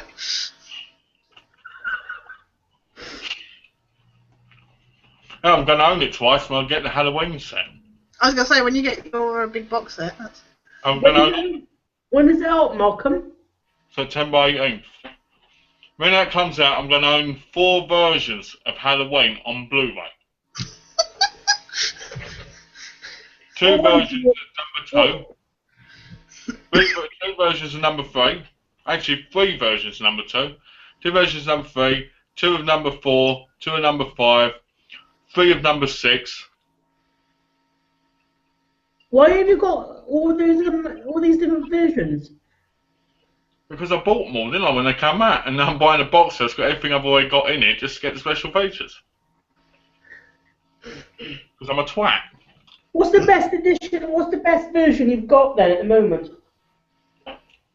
Of Halloween Boys. I would say the Digibook. The gold and the orangey, yellow and black Digibook. I really love that. I got that. You can't get that anymore, I don't think. Can you not? No. I think you can buy it, but I think you can buy the edition. Just can't buy the Digibook version. Which, to be honest, I think it's a bit cheeky, but... Do you have all the Halloween films, Tom? No, I don't own any of them on DVD. I'm not a fan of the first one. I know it sounds that's sacrilege to say, but I just didn't like the first one all that much. I've got the first and I've got the second. I need the rest of them. Did I hear you right? Did you say you didn't like the first one? Okay, here's the thing. As a horror fan, I remember Halloween was the film that was like touted as like the ultimate horror film. And we were away on holiday, and it was Halloween time, and they were like, "Oh, you're gonna watch Halloween," and so I stayed up to watch it on the TV. And I don't know, the holiday wasn't that great, so it could have just been that my head wasn't in it, and I haven't watched it since. But I just found it a bit boring. It could be as well because you know, the offering that I mentioned the other day, it's kind of along the same lines. I think it probably ripped off Halloween, and I think because I'd seen offerings first, there might have been a kind of comparison thing where I was comparing it. But I need to watch it again, to be honest, because like I say, it might have just been the time that I watched it because of stuff with the family and that. So I don't like the first one either. Oh my god! Seriously, I don't. I don't like the first one. I own it like 5 times almost, but I don't like it. Why? I think it's a good horror film. Hmm. But I prefer number 2. Why do you not like the first one? I like the second one. Why? Because they're in hospital. I think it's cool. Well, do you like it more because it's based in a hospital? I think so. I like a hospital pill getting murdered. But I do. I like the second one more. I don't know why. If I told you my list of ones I like in order, let me do this first. It'd be number 2, number 6, number 1, 4, 5, 3, H2O, Resurrection, and then Rob Zombie ones will be last. Because I like number 2 and 6 the most. Yeah. That's like I said, I like, my favourite Nightmare on Elm Streets are 3 and New Nightmare. And that sounds like sacrilege because 1 is excellent, but I just prefer those 2 other... See, I disagree with you on that one.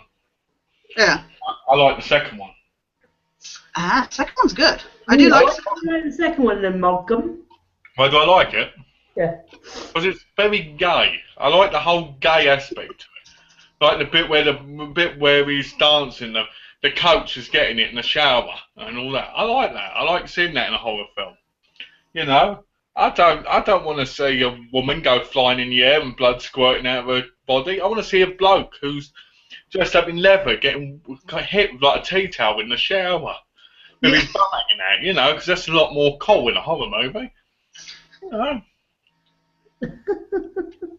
it sounds, I mean, because we've become so tired now with with any films being made into sequels and sucking, it's easy to forget that actually sequels used to be pretty good, and if not better than the original movies.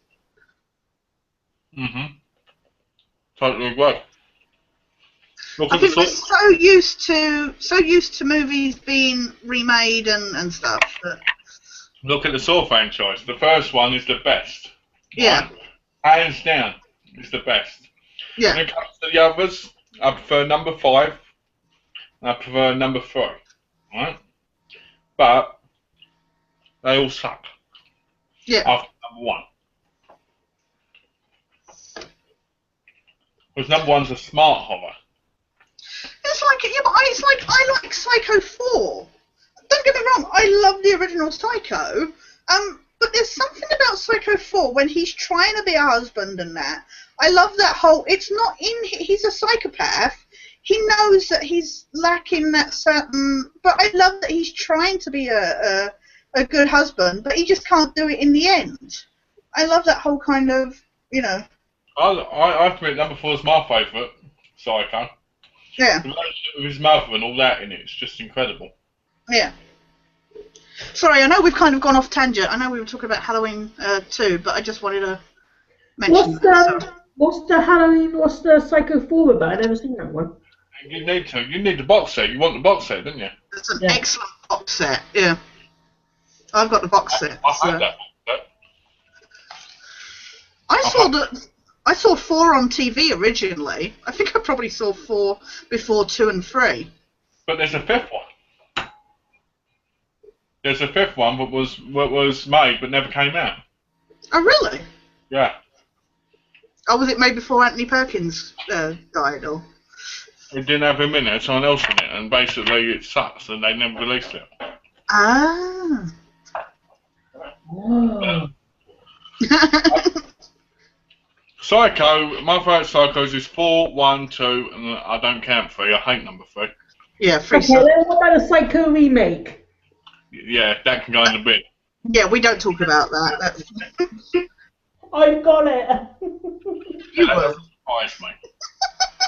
Who would put Vince Vaughn? I know, Vince Vaughn was... Well.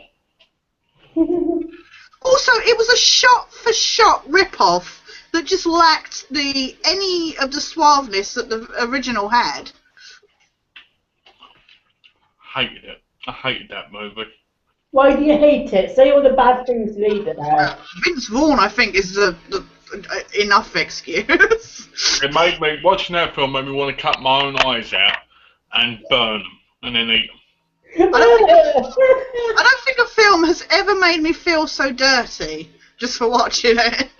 What do you mean, Tash? It was just, you know what? As I've said, sometimes you get remakes, as we said, like with Carrie, and as I know I've said before with like stuff like Amityville Horror and The Fly, etc. Sometimes you can get remakes that work. Unfortunately, because again, as we've said, so much of Hollywood now has become just remakes. They just lack the what the originals had. Just I don't know what it is, but the thing is with the remake of Psycho is it was literally trying to it didn't try and do anything new. Well, And I didn't like Vince Vaughn. that's the thing you can fight for Rob Zombie and Halloween. He did try something different. Yeah. Right? And I respect that he tried to do something different. Yeah. But when you absolutely destroy the character of Michael, yeah. It's not really changing. I mean, nobody needs to see what Michael was like as a kid because that's a part of the mystery. Yeah. Alright? Nobody needs to see any of that. Alright? Nobody needs to see we come from a trashy family when in the original we came from a family that had what looked like a lovely house. Yeah. I mean, remakes come and go. I mean, there's some remakes I like. I like the Carrie one. I like the My Bloody Valentine one. Yeah. I still want to see that. When it comes, I'll see that. Yeah, you will. And you can watch it in 3D. I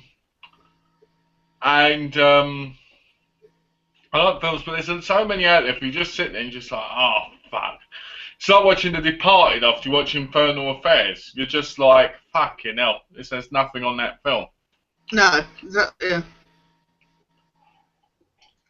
I know the other film on the list was Donnie Darko. Oh, yeah.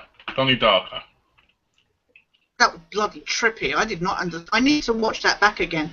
The first time I watched it, I was like, what was that, James? Sorry? Oh, Donnie. I've never seen it. I've never seen Donnie Darko. I've got the anniversary special Blu-ray edition, but I've never watched it. Maybe you should. I plan to. I plan to. I bought the Blu-ray, so I'm going to eventually. How many films do you own, Malcolm, that you haven't seen yet, but you really, really want to? But I own probably about 1,000 something. That's the problem, you know. The problem is when you buy movies every day, like I do, you can't watch them all. So what happens is you end up picking one out. So I was watching FK Vlog's video that she put up about how she picks her collection, out of her collection to watch. And she says she has it all on one shelf. Alright? Now, what I have to watch is on like 12 different shelves in different rooms. How the fuck do I pick from that? You know what I mean? It's like, what I do is, if I just fancy a movie, I just pick it up. I don't bother. You know what I mean? Yeah, that's what I would normally do. But that's why with this new thing I'm going to try is I'm just going from the end of the shelf. And that's the thing, like you, I have like bookshelves and separate shelves and stuff. So it's going to be all over the place. Just to tell everybody, I had this great idea this morning. Oh, yeah? I'm going to watch a movie at night and then say my thoughts about it. I don't think it's been. I don't think anybody's done it yet. I thought about it, but I thought I'd start from the beginning of one shelf and end with another one.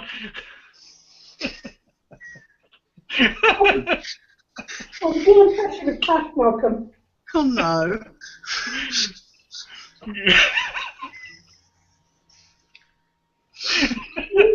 Talking to people anymore. No, Malcolm, can you do an impression of me doing an impression of you? What? Well, Inception much. No, I'll tell you what I'm doing. What I'm watching recently, I'm just watching that Arrow set because I'm in so much pain and I'm relaxing a lot of the day. Mm. What I'm doing is every night I'm watching 3 episodes of Arrow before I go to bed. So I'm focusing on watching TV at the minute. Yeah, I've been Battlestar Galactica binging last few days. So I mean, my problem is I've got 3 shelves full of TV box sets to watch. I've got 2 shelves of Blu-ray TV series to watch. Then I've got 12 of films, and then I've got about 6 worth of wrestling. Mm. So really, I don't need to buy any movies for the next 5 years. I could easily last off them. But sadly, being a holder, as Brenda Mitchell says, that will never happen. Well, you're the true hoarder. I am. Yeah. On average, I buy 2 to 7 movies a day. Have you So bought any today? What? Have you bought any today? I did. I bought Animal Kingdom. Have you got them there? No, it ain't come today. Yesterday, Salt came in the post. Animal Kingdom, what's that? You know the Australian film? Oh, right. Based on true events. It's kind of like a gang thing, I think. Well, it was $5.67 on Amazon, so I picked it up. All right. Yesterday, I pre-ordered Hannibal Season 2, Arrow Season 2, Bates Motel Season 2, Walking Dead Season 4, the following Season 2, and what was the other one? There was another one, but I can't remember it. How much was all that? $250. Yeah. Yeah, I pre-ordered them all. I love my TV. I mean, I love Bates Motel. I think that's a great show. Yeah, I was going to ask you what that's like. Okay. If you don't want me asking you, it seems like you've got a lot of money. I ain't got no money. I'm poor. No, you're not. I shouldn't mention that stuff, should I, really? You're right. You know what, I'm going to cancel the pros. I've got no money, everybody. Yeah. I need to do Jedi mind trick now. I have no money. Yeah. Remember, your wife's helping you survive. You're not. Yes, my wife's helping me survive. I have no money.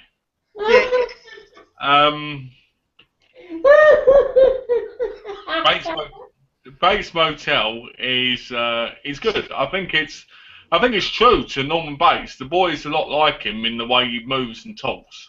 Oh, really? Yeah. And I really enjoy it. I don't enjoy some of where the series goes because I think it's a bit silly, like how a prostitute ring is in the hotel and Norman kills the bloke and how his mum and he almost gets killed by a corrupt policeman. And you're like, this is a bit ridiculous. Yeah. But they have to do something to the show, don't they, to make That's it... the thing, to keep it going, kind of, yeah. I mean, the way Norman comes out. I mean, the way Norman comes out, eventually it comes out, and you see, and you kind of feel the backstory. It's pretty good. Yeah. I mean, I watched Series 1 on download, and then I bought it the moment it came out, and it had these cards in it from the book that's in the show. All right. See, it was only $20 when it came out, and now they want $40 for it when Season 2 comes out, which I really get angry about. Right, yeah. But you can get it in CX about £10. So it's getting cheaper. Yeah. If you're interested in it. Yeah, no, they keep advertising it like when the new season started and everything on. It's on some show that I don't on some channel that I wouldn't normally watch. So I don't know what number that I could just look on the advert what channel it is, but number it is. But it's not a channel that I normally tune into, so that's why I haven't seen it, kind of thing. So. Yeah, have you got Freeview or Sky? Sky. This is so far. This is my list of what I've got coming over the next 3 months, right? Mm-hmm. So, where are we? Where's the open order section? Remember, James is judging you. Oh well. He is judging me actually. Anyway, so I've got Animal Kingdom coming. No, I'm just saying that I'm a bit jealous in a way because I don't get in much money as you. Oh, you probably actually, James, you probably technically get more than me. Why? Technically, you probably do. Yeah, you probably just spend it differently. Yeah. Anyway, so I get The Walking Dead season 4, Boardwalk Empire season 4, Arrow season 2, Hannibal season 2, the following season 2, See No Evil 2, Salt, Cowboys and Aliens, because they haven't. Ghost in the Shell Rise Borders 1 and 2, Blu-ray. Batman the Complete TV series. The Sopranos the Complete series. Let's have a look. Where are we? Then I've got all my horrors coming out, which I'm waiting for. Malcolm, you're going to be interlated with all horror music and stuff. Here we go. Halloween double feature, All Hallows Eve and Mischief Night. Texas Chainsaw Massacre, the limited edition version with the apron. The Amazing Spider-Man 2, Nightbreed, the Director's Cut limited edition. Yeah, that's right. I'm not a pansy. I'm going to pick up the special one. Leprechaun, the complete collection. Prom Night. Oh man. Where are we? Graduation Day, I've got that pre-ordered twice. Stage Fright, I've got that pre-ordered twice from England and America. The Exorcist, the complete anthology. Silent Night, Deadly Night. Battery. X-Men Days of Future Past. Hercules and Tarzan. Halloween, the complete collection, limited deluxe edition. Avengers. The Elder Scrolls Online Imperial Edition for PlayStation 4. Why have you got one pre-ordered from UK and America? Because they've got different stuff on them and they're two of my favourite films. Okay. Where are we? Now that they've took away this open order thing, I have to go through all the pages to find what ones I've got. Where are we? And then I've got a whole load of other stuff which I'm getting to when I can find it. Come on. Where are we? Where are you? Where are we going today? Well, there's and then I've got Grey's Anatomy season 10 and other stuff which I can't get to because they haven't got the open order shit anymore. I hate that. Why do I have to go? Right? Why do I have to go through the? Malcolm, is this on Amazon? Yeah, this is on Amazon. Oh, here we go. There we go. That's easy. Okay, it's done it for me. A Vanilla Sky, Revenge season 3, Scandal season 3, Castle the complete 6th season, and Grey's Anatomy the complete 10th. I love Castle. So that's my pre-order list for the next few months until they express some other stuff. That's when you know you've got a problem, James. When you've got, wow. Yeah. When you've got like 26 things pre-ordered, all coming out in 2 months. That's when you know you've got a problem. Yeah, but at least it comes straight to you. You don't have to order it. True, because I've got Prime, I get the same day it's released. So technically, nice. It'll be shipped on the Monday and I'll get it the Tuesday. Is that free delivery? That's free delivery because I paid for it on Prime. Yeah, because you have to pay like 70 quid a year or whatever it is in the US.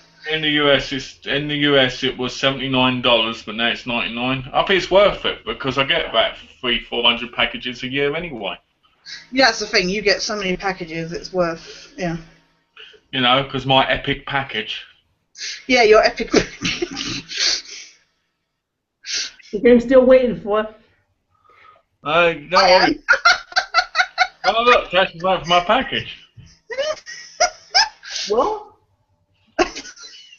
You asked if Malcolm's waiting for an epic package. I said, well, I am.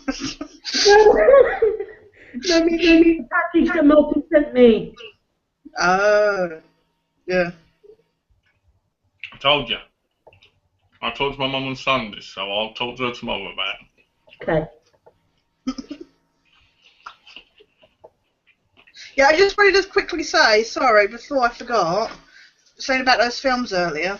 Donnie Darko, the first time I watched it, I did not know what the fuck I had just watched when it finished. I was just like, what? I know that seems random to bring up, and wasn't, worth anything, but I just thought I'd mention it before I forgot. So, what about the second one? was the second one? Yeah, S. Darko. No. I didn't know there was a second one. It's the same film, but with his sister, I think. Oh, really? Mm-hmm. I didn't know there was a sequel.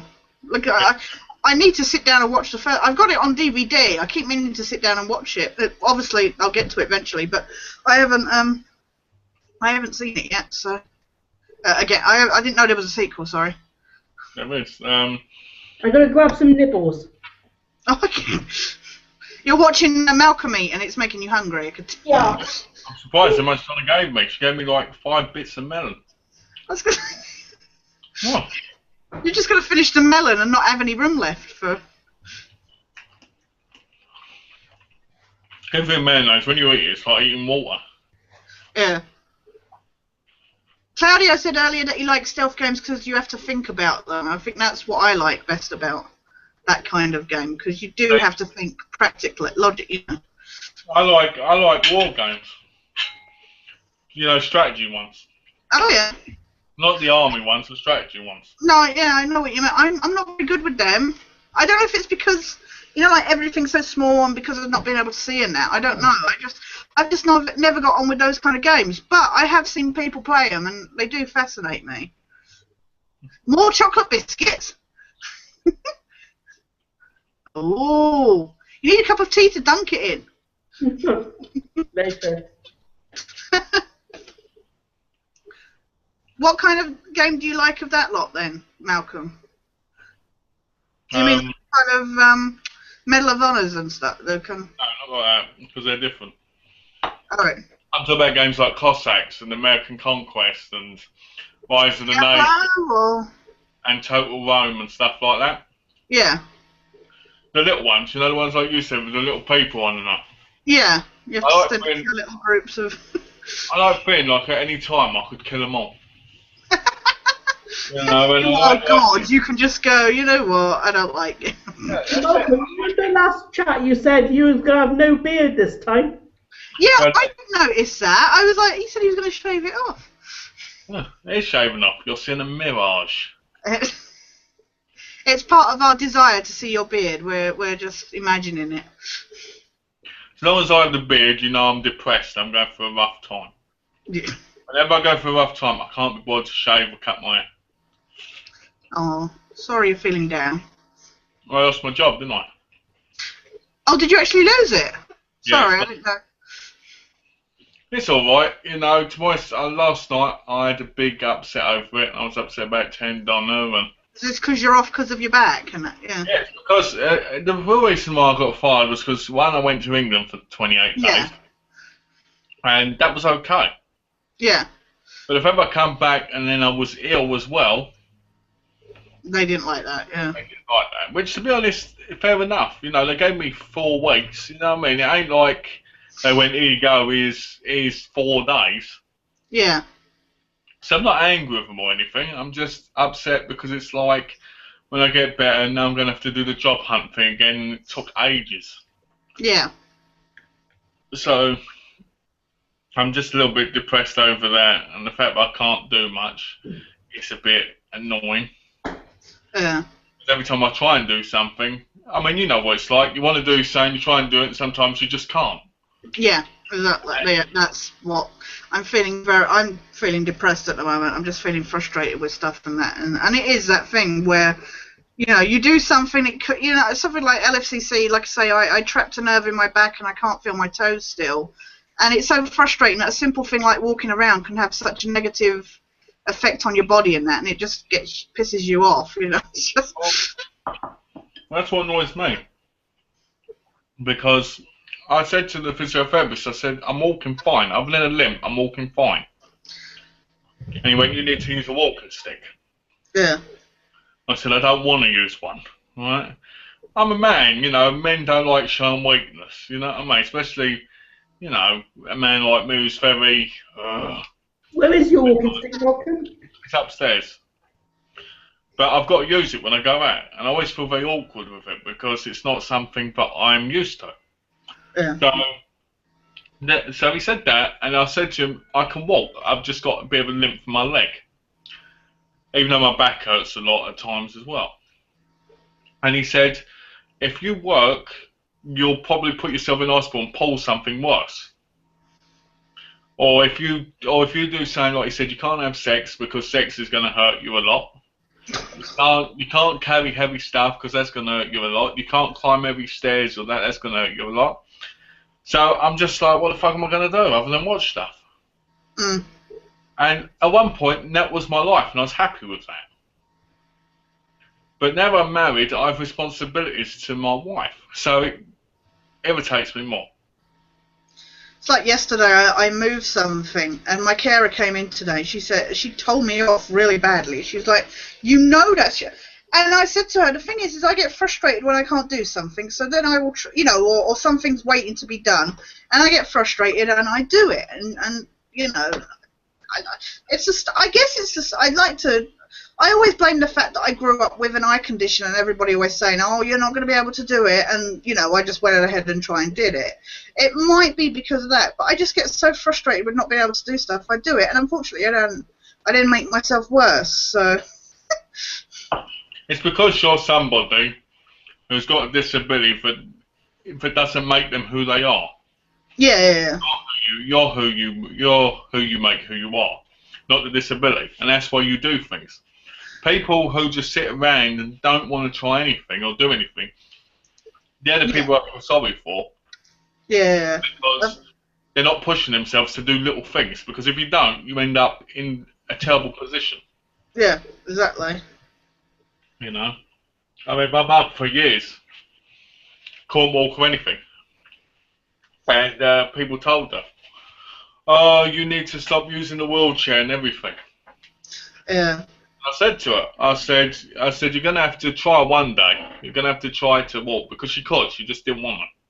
No. The pain, and I said to her, you're gonna have to. You're gonna have to go for it. You're gonna have to do it. When she lost the weight from the gastric band operation, she walked around a lot more and she's a lot better.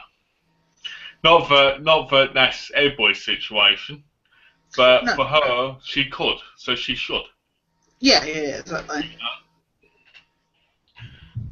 know? I don't believe a disability should make anybody not want to try and do things they want to do. So try, yeah, exactly.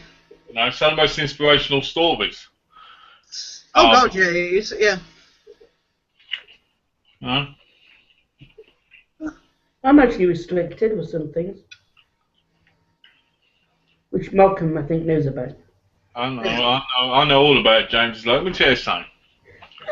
Let me tell you James's story. You're just going to laugh. James's story is this. Years ago, he was a serious alcoholic. Out of airplanes naked. Right? He's restricted. He's got one of those tags on him from the police.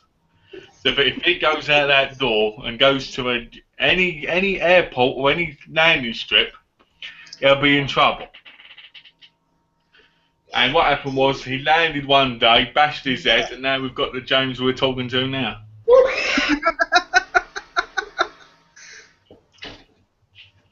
Before that, the man was a genius. See, this is what alcohol does to you people. And it's my limp as well, because I got my one leg shorter than the other. Oh, I've got that problem. I have to have my shoe raised up. Do you have a shoe raise or? Yeah, I do. I've got my trainer specially made from the BRI hospital. Yeah, they slice through the sole and they stick a block in. Yeah. Yeah, I have an inch difference. I have a hip. Well, I've got a difference between my third leg and my other legs. Is there much of a difference? Or? About 8 inches.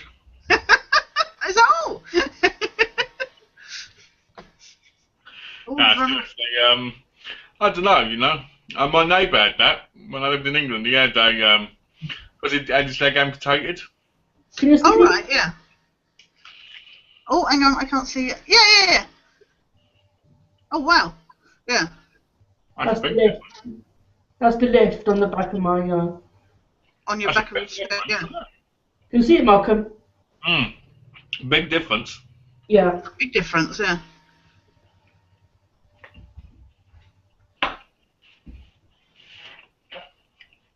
But yeah,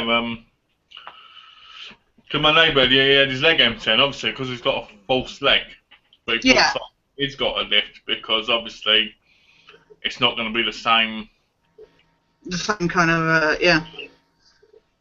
But it's amazing how small your leg shrinks when you have it cut off. His leg was this big, Yeah. and when you look, it's got a curve. It's like that big. It's kind of gone in, yeah. It's really weird. Because you wouldn't think something like that could.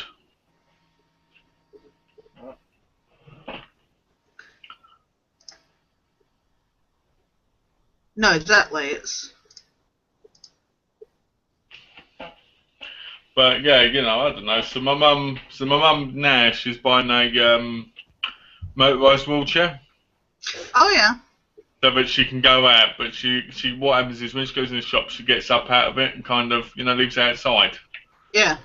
Because my stepdad he can't push her up hills and stuff. All right, yeah. A chair though. Well, I was over there. I was telling my mum, oh, that hill was so steep going up it and then going down it. Oh, God. Oh, you know. I remember saying to her, thank fuck you don't weigh 400 pounds now. Because she weighs something like 100 now, and I was like, thank God, because look, I used to push her, it used to be trouble pushing her normally down the road. Yeah. But up a hill, oh, it was fun.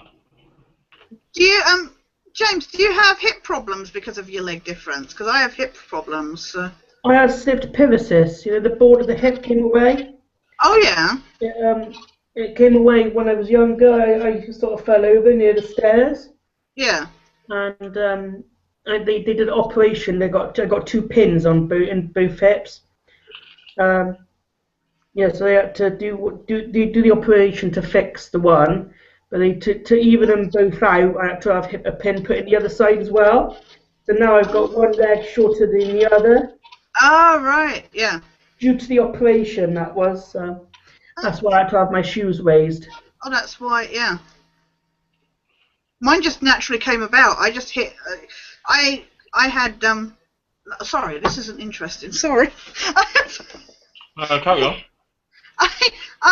I probably mentioned this before. I had pain down my side for a good few years when I was about 8 or 9, and I was going to the doctors about it and everything, and they were just like, "Oh, we can't seem to figure out what it was."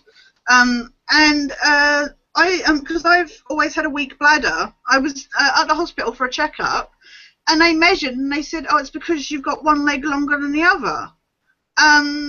And then when they were doing investigations, and then turned out and they found out that I have knock knees, which means my legs go outwards from the knee, and my feet turn outwards.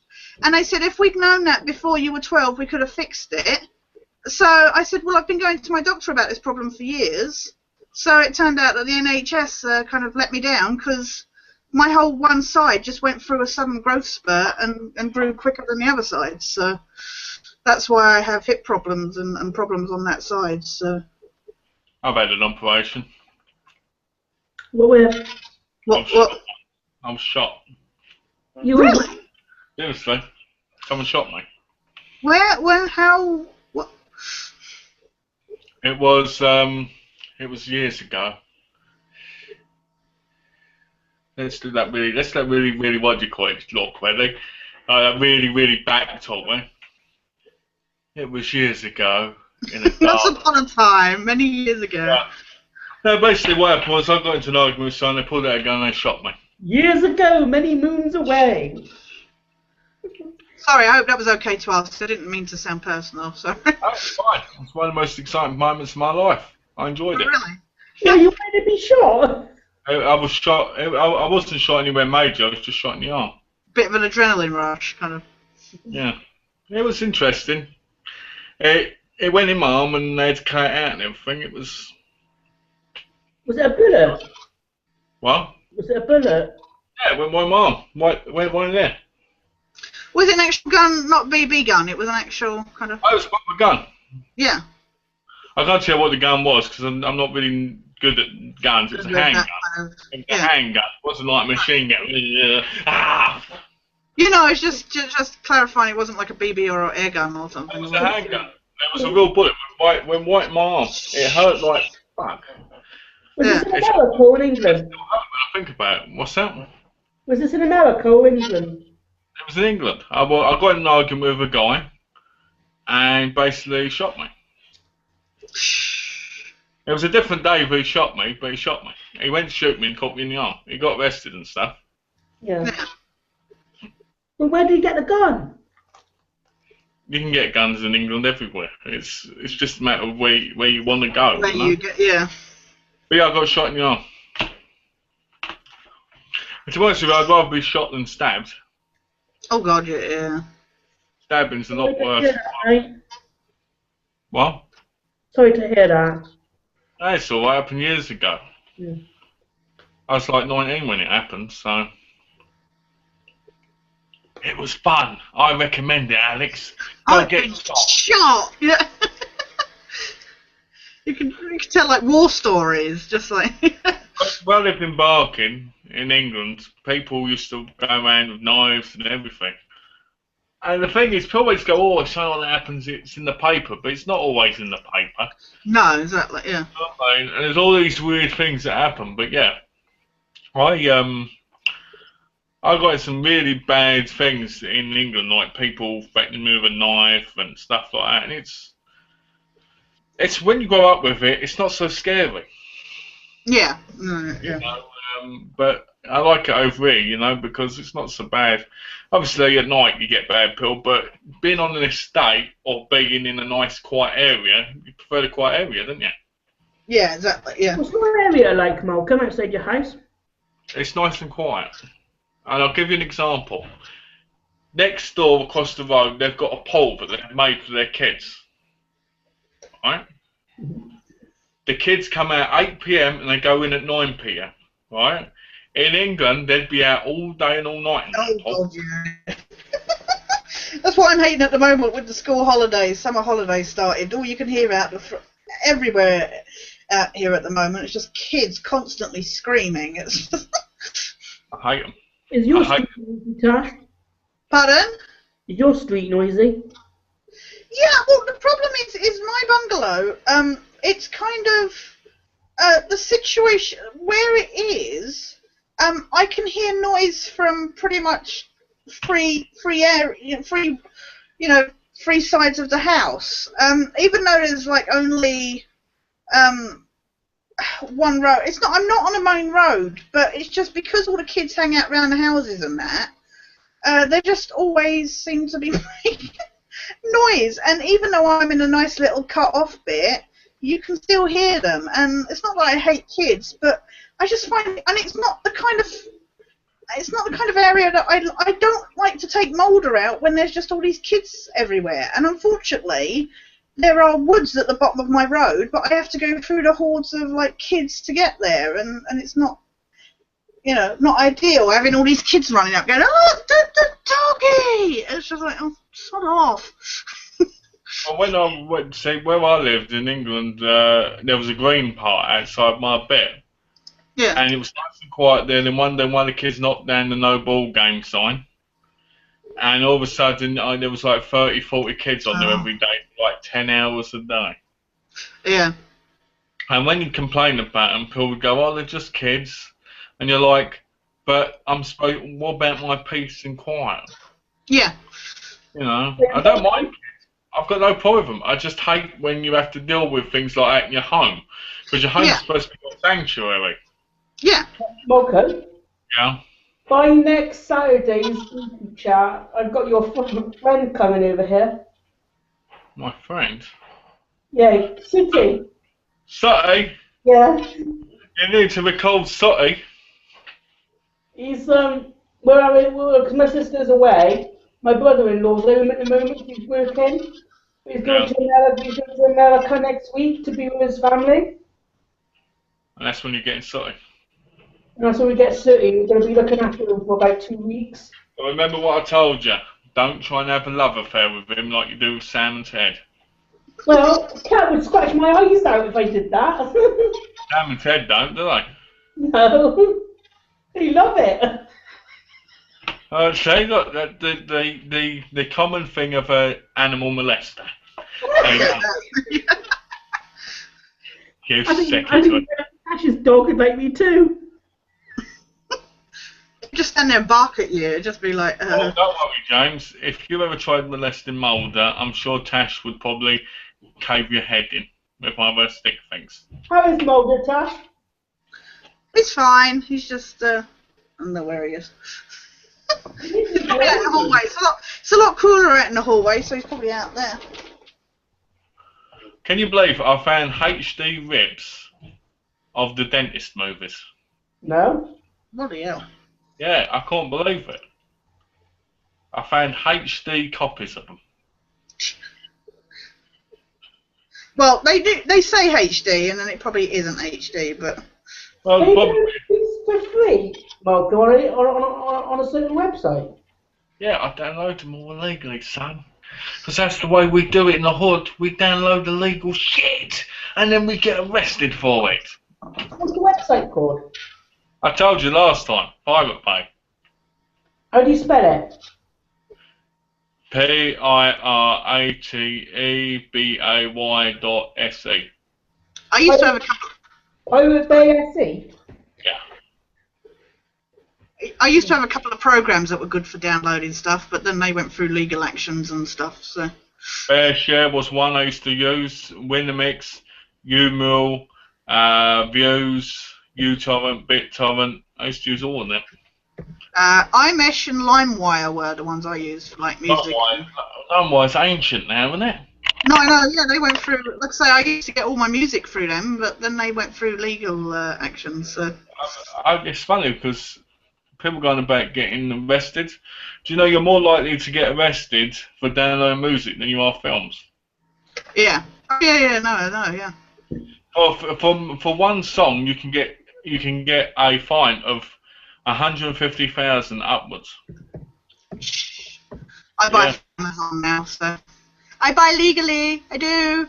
But there is an actual loophole. If you download a film in the same quality that you've already owned, they can't do anything about it. Oh, really? If you already own it, like on DVD or whatever. If I download You, Me and Dupree Blu-ray, Yeah. and I download the HD version, then it's fine. It's not against the law. If I add You, Me, Dupree the DVD and download the Blu-ray version, it'll be against the law. Yeah. I got a Virgin Media won't let me go onto the site. Oh, You really? have to use a proxy. What? Use a proxy for who? But to download stuff. Yeah. I've never used the proxy in my life. I don't think I've ever used. No. Oh shit, the police are coming in the door. Ah! Yeah, correct. Can you believe somebody's already disliked this friggin' video? Seriously? Yeah. I'm pretty sure there is somebody that comes on these videos and just automatically, like, dislikes I them. know exactly who it is. It's my man, Mr. Archer. Yeah. That's right, I uploaded the last vlog I uploaded, literally within minutes it got a dislike. I was like, there's no way you could have watched that already. Yeah, that was me. Yeah. No, there's a like on there. I know one likes is me because I liked it. I reckon it's James. I think he's just disliking everything. No, I don't ever dislike a video. Here's a tip. If you don't use a proxy and you download it, never download for more than an hour and 2 minutes. Why? Because after an hour and 2 minutes, you can start getting tracked if they're onto you. Chances are they're not onto you because they go more after the people that upload stuff than the people that download it. Mm-hmm. But I always download for about an hour, and then I shut down for 3 hours because the longer you're on, obviously, the longer they can find you. Yeah, exactly. Yeah. As for the proxy stuff, I've used proxies in the past, but by the time like if I download and buy like 500 gigabyte of memory or whatever it is, I use half of it up in a day if I leave my thing going. Oh yeah. Because I'm a big downloader. So where do you check the dislike, Tash, on the video page? Are you on YouTube? Pardon? You check the dislike on the YouTube page. Yeah, it was just on my account, and it came up. It said dislike, so I was just like, okay. And it was literally minutes after the video had gone up, so I was just like, How okay. many is there? Pardon? How many are there? Just one. For this chat or for my video? Oh, both.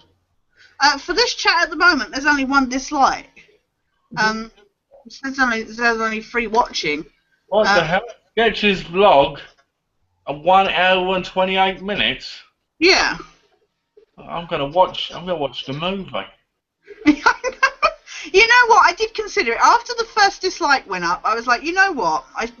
What I should have thought about is maybe breaking it up because it was so long. I was like, because it's not the kind of video that you can watch one part and then go back to. So I need to really.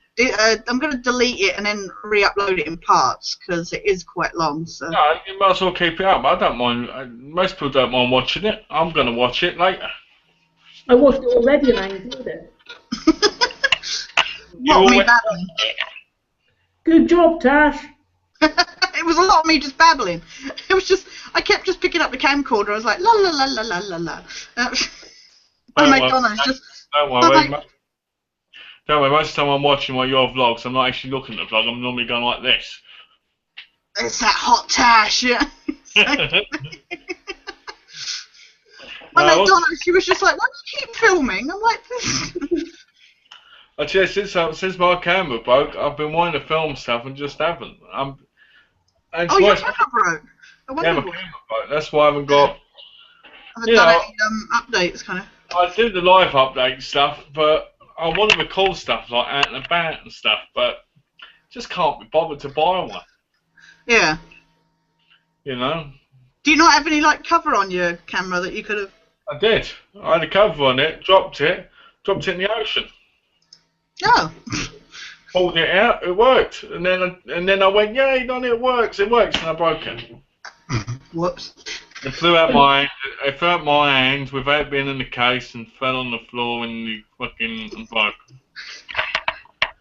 I want to do a 24-hour marathon video, right? Because I was saying to James, I get told all these pansies who go, oh, I'm going to watch all the Rings. Fuck off, I'm going to pick 16 movies. Yeah. I watched 16 movies in 24 hours, not watch 5. Yeah, exactly. Yeah, yeah. People go, oh, I'm going to watch all the Rings because it's 3.5 hours. No, I'm going to watch 16 movies and talk about every single one of them. 24 hours, 16 movies. Imagine how tiring you'd be after the 12th. Oh god, the last film you'd just be like, I don't know what I just watched. The most I've watched in a day is 9. That's the most I've watched in a day. And by the 9th one, I'm not that tired, but I'm sure by the 12th one I would be. Yeah. Because you're mental, because you'd have to start off bright and early and be wide awake, otherwise you just can't. You'll have to have had a good, like you say, a decent night's sleep in it. And... It's like Arrow, I watched 3 episodes, by the time I got to the 3rd episode, I'm like, do I really want to watch another episode? And I'm like, yeah, and then I regret it normally. Yeah.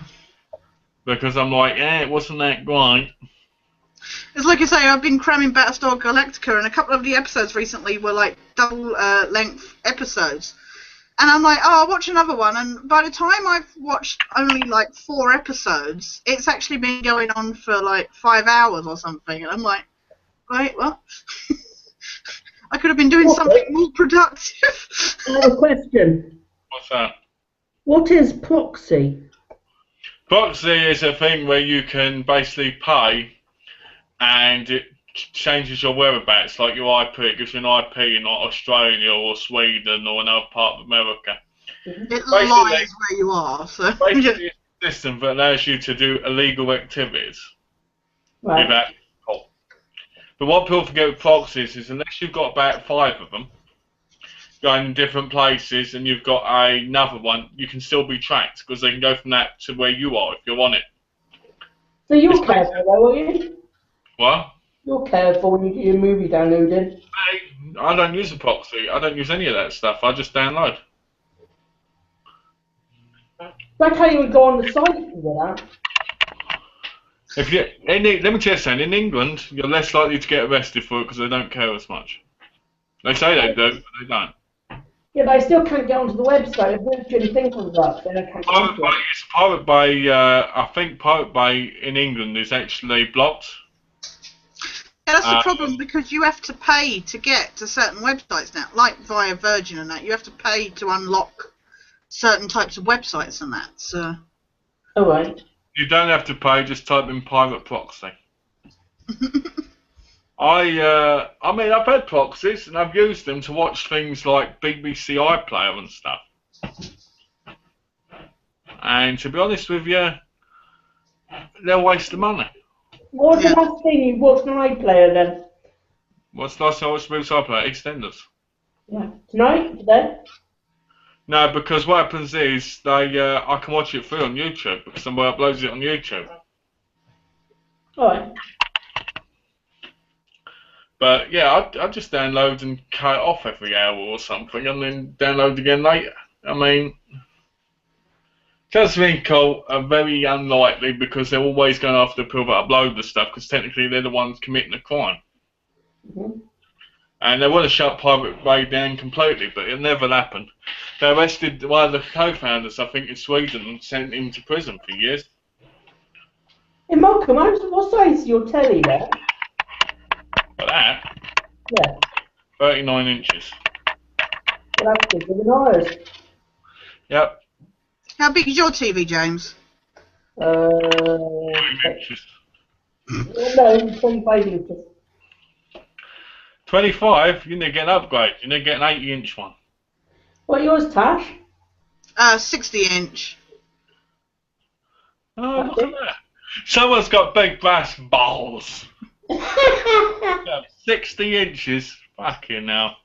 That's I had a benefit back pay, and they had it on sale, and I desperately needed a bigger TV, and it was just ideal. So. I bet when you walked out of that store, you were like this to everybody. Yeah, fuck yeah. I was gutted because I had to wait a day for it to be delivered because I didn't have it like available to take home. So I was like, I want my new TV. And I bet when you saw people with the small TVs, you looked at them and went like this. Yeah.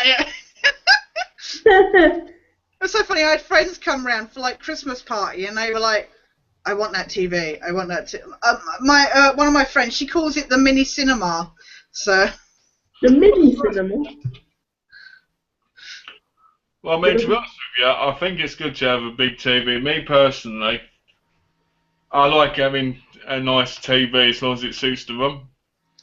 I just need it because of my eyesight. That's my problem. So that's the only reason why I got a big one. Like you say, ideally I would just like one that suits the room, but visually I need a bigger one. So. Is, I mean, that TV, I sit over there, and if I've got my glasses on, my eyes start watering from how close it is. So I have to take my glasses off, and then I can see it perfectly fine. In the living room upstairs, we've got a 22-inch TV. Oh yeah. Yeah, because we've got one of those cabinet things, and it only could fit that. Yeah. In the living room, in my mother-in-law's room, she's got a 55-inch. Oh yeah. Oh look. James is getting jealous because he wants a piece of that Mulder action. Okay, guys, we've got 12 minutes. So if you've got any questions, ask them now. Yeah, ask now. Wait, where are you going, Malcolm? Because we're ending, aren't we? We're ending at 11:25. Yeah, well, I was going to say we normally end about 1:30. So. Are you off somewhere then, or? Hey mate, no, I always come off that because Donna always talks to her Yeah, friend. you have your set time. No, yeah. I've got all night anyway. No, I'm off to watch a bloody movie. So. Oh yeah, you are. Yeah. Okay. There you go, Tash put you straight.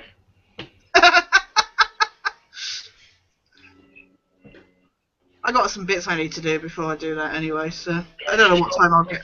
She's got to lube herself up and think about me.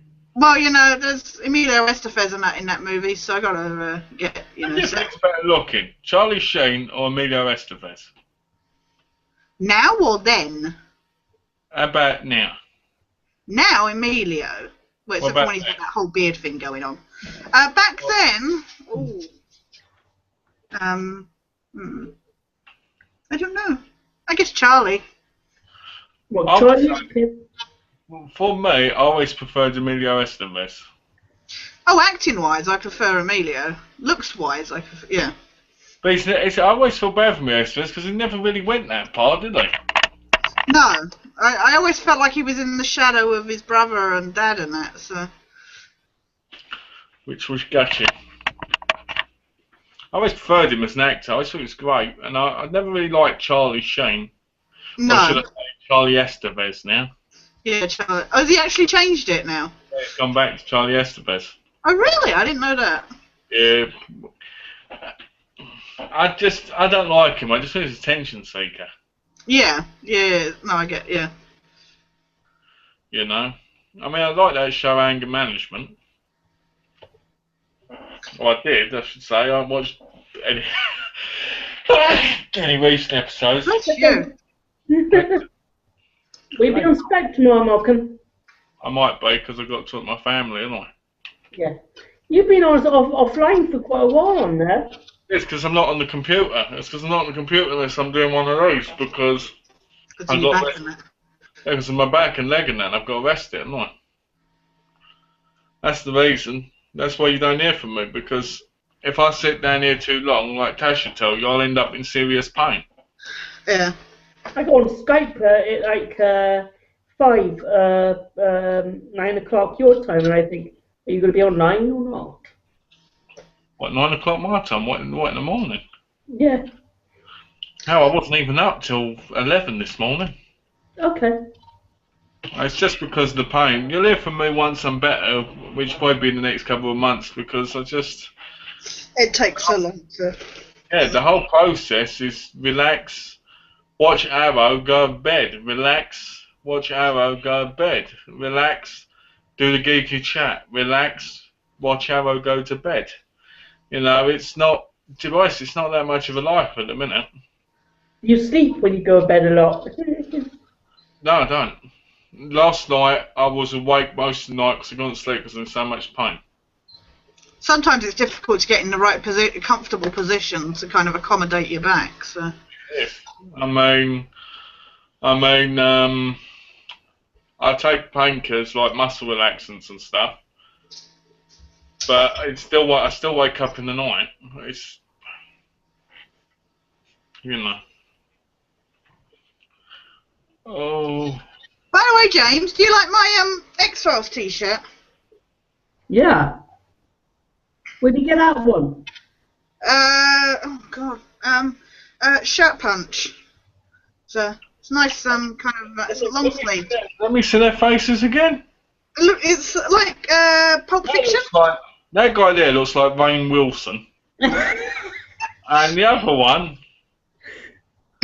I don't know who that's supposed to be, but we've got Rainn Wilson playing Mulder, and we've got someone else playing Scully. Rainn Wilson. Yeah, Rainn Wilson, take the glasses off and there you go. I like the fact that Mulder's holding the torch. What? Mulder's holding a torch while Scully's holding the gun. It's like, yeah, she's the one with the balls in the partnership. It's because he's got a torch for her. Yeah, well, yeah.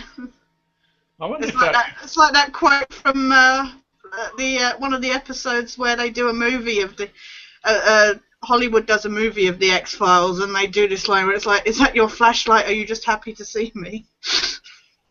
When you see what episodes did you see that in? Hollywood AD, season 7. It's Bloody the one that David Duchovny wrote and directed. It's got Tia Leone in it. Oh, I know the one you mean. Yeah. Bloody hell, you know your episodes. Unfortunately, yeah. If I describe this episode, maybe you can tell me what season an episode is. I The could one, probably. the one where the woman's under the bed. Home, season 4. Is that season 4? Yeah, Mrs. Peacock. Season 4, okay. What episode? Home. It's called Home. I don't know what number. I don't know what. I think it's like episode 4 or 5. I don't remember off the top of my head. Season 4. I know though. What I will tell you though is, on the original box sets, that episode always had a glitch on it, on the disc, on the original fold-out box sets, because I got mine and my mum got it off the catalogue for me for Christmas or something. And because it glitched on one of the scenes, she sent it back. They sent a new box set out, and it glitched in exactly the same place. Sure. So it was a recurring problem on the DVDs. On that one episode. What happened? On what particular part is it? Because I might have It was the scene where the Peacock brothers went round to kill the sheriff. And it's a part where you see the sheriff walking around in the house at night time, and then the disc would just chug, and it would like cut to like the next scene or something. Yeah, I think I got the same thing happen. But you haven't got season 4. Oh wait, no, that was I'll go back. So, is there any glitches in season 3? Not that I know of, no. Season 3 has always worked for me, so. Isn't it amazing when you know your friend's DVD collection as much as your own? I know. And they don't, and they I'm think. not sorry. I thought your last video was where you said you got season 3. I didn't think you had season 4 yet. I've got season 1 to 3 now. Yeah. I think I might watch this tonight, James. What's that? Ginger Snaps? Yeah, I might watch this. The Bordello Blood. Oh, my one. What I Yeah, said I might watch it tonight. yeah. I think Alex or something. Alex said earlier that he got that Animal Kingdom and it's good. Yeah, He said that Guy Pearce is good. I think Guy Pearce is an excellent actor. I loved him in LA Confidential and Memento. I'd heard of it, and I actually owned it in England, but never got to watch it. I've Malcolm, not even heard of it. Yeah. well, can you do a special review of that film after you've seen it? Once I've seen it, I will do, especially for you. Right. And I hope you enjoy the naked women on it. Is there naked women in it? Yeah. Oh no, he's definitely going to watch it. Definitely going to watch it now. I was thinking about doing 2 separate reviews for both of them, once I watch them. Yeah. You know, Yellow Blood first, because that's what I recommend. yeah, I will do. Let me hold up the drawing James did of me. I think we just need to keep badgering James to. There I am. It looks more like James than it does you. I know. That is supposed to be. You're pissed off. To Malcolm, May to December. And I'm guessing that was meant to be me. Me. Oh, it's So- you. I said it looked more like James. So it's you there, okay. I thought that was. Hi Malcolm. Please sign close the double feature DVD of the movies Bordello Blood and Demon Knight. You're an awesome friend, YouTuber, Skype, and cyber sex lover too. Plus, we had so much fun on the Geeky-Chat live. Enjoy the film, take care. Your friend in the UK and your special lover, James Johnson. Picture looks like Mr. Potato Head. There was a whole load of PSs there with extra stuff. But Kisses and hugs. yes, I just will not talk about that. What was I going to say? I've got to do my cupboard there, my movie cupboard. Why? Because what was this? The Blu-rays? Where I'll show you quickly before we go off. Hold on. How you get these cases? Yeah. Nice and hard, right? Mhm. Then you get these cases, which are a little bit smaller. Oh yeah, they're really break easily. And then where is it? I'm sure. Where is it? Where is it? Where is it? Where is it? Is this one of them? Hold on. Then you get those ones. Those ones with the eco-friendly stuff. You know the eco-friendly ones have got the holes in them. Yeah, I got some of those. Right. Then you get them. Well, because I've stacked them all up from watching in the past, they're all curvy because they're flimsy. Oh, because they're flimsy. Yeah. So what I need to do is I need to stack them up by what they are. So like firmness, and then the soft ones on top, so they don't, drift. Yeah. So I've got to do that. So I might do that I after think this. it's the American ones that got some thin cases. Let me tell you something about American Blu-ray cases. Whoever created the American Blu-ray case was a right cunt, because I fucking hate them. I miss the English ones. I miss the firmness of this. Yeah, I hate those really thin ones. Fucking America. American shit heaps. You must love America, Malcolm. You live there. I do love America. I just hate some of their choices. Yeah. Like this, like Synapse, their thing is flimsy, see? Yeah. Right. Open it up, take the shitty Synapse Films book out, and they've got that cheap plasticky. Yeah. I preferred the English versions. Hell, I keep telling Donna I'm going to buy 2,000 odd Blu-ray cases from England and get them imported. Because it just annoys me so much, you know what I mean? Yeah. That's the thing when they sent out, because when I got my PS3 it came with like X-Men 3, Last Stand, and that was a flimsy case. And then when I signed up to PlayStation Network they sent out Casino Royale, and that was in one of those flimsy cases. I was just like, oh, for goodness sakes. I remember getting both of them when I first got my PS3. And they had the thinner cases. Yeah.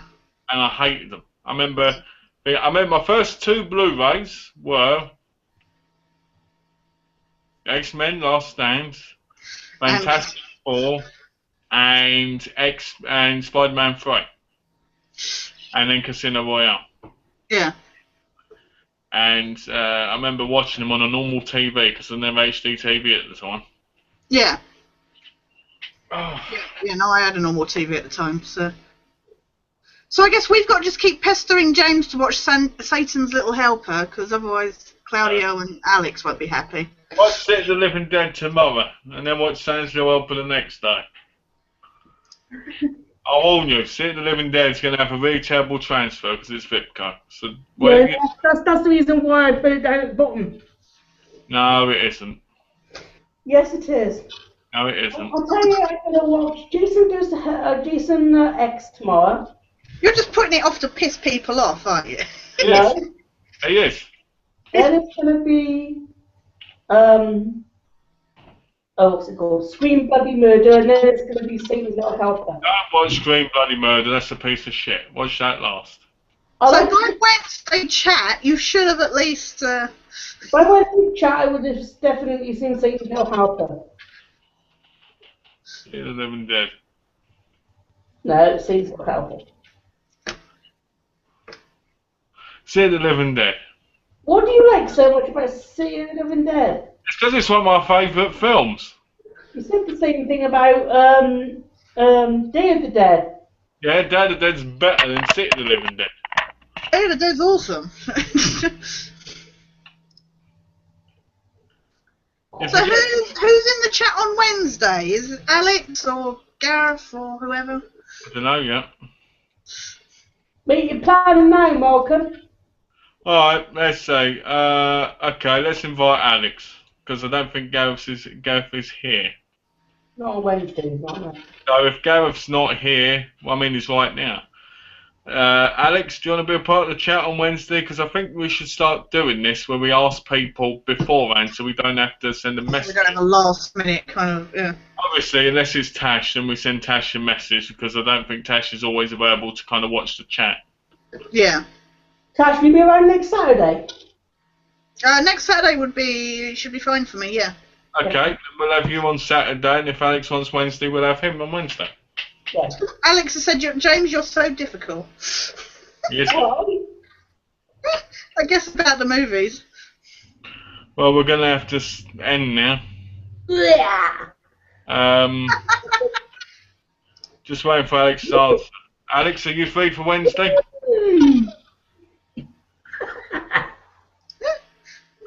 Anyway, he'll probably answer by the time we've said. You'll probably answer by after. Come on, Alex, please answer. Answer. Ash, do you want to say your goodbyes? Yeah, as usual, thank you everybody for watching, and thank you for your great company, Malcolm and James.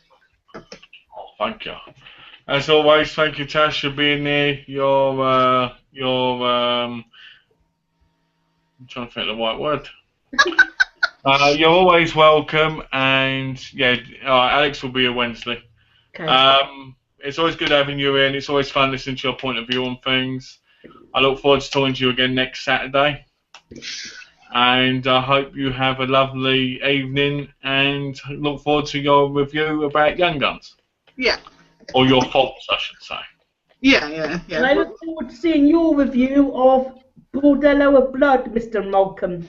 Okay, I'll either watch it today or tomorrow. Okay.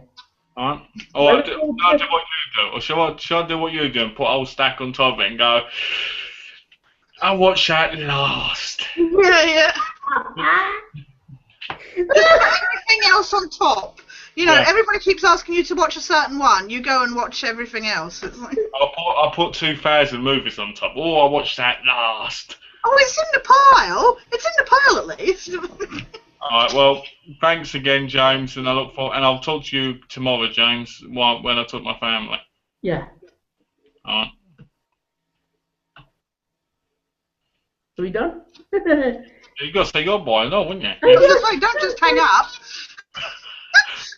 It's gonna just go offline. I was waiting for it to just suddenly go not live, or you know. I can't do that. I got push button. That's what I thought you were doing. I was like, wait a minute. You got the other. So you, everybody. Bye. Okay, guys. I must be drinking too much Coke or something. Okay, guys. Until Wednesday, and with Alex, and then Saturday again with Tash. Goodbye, and take care for now.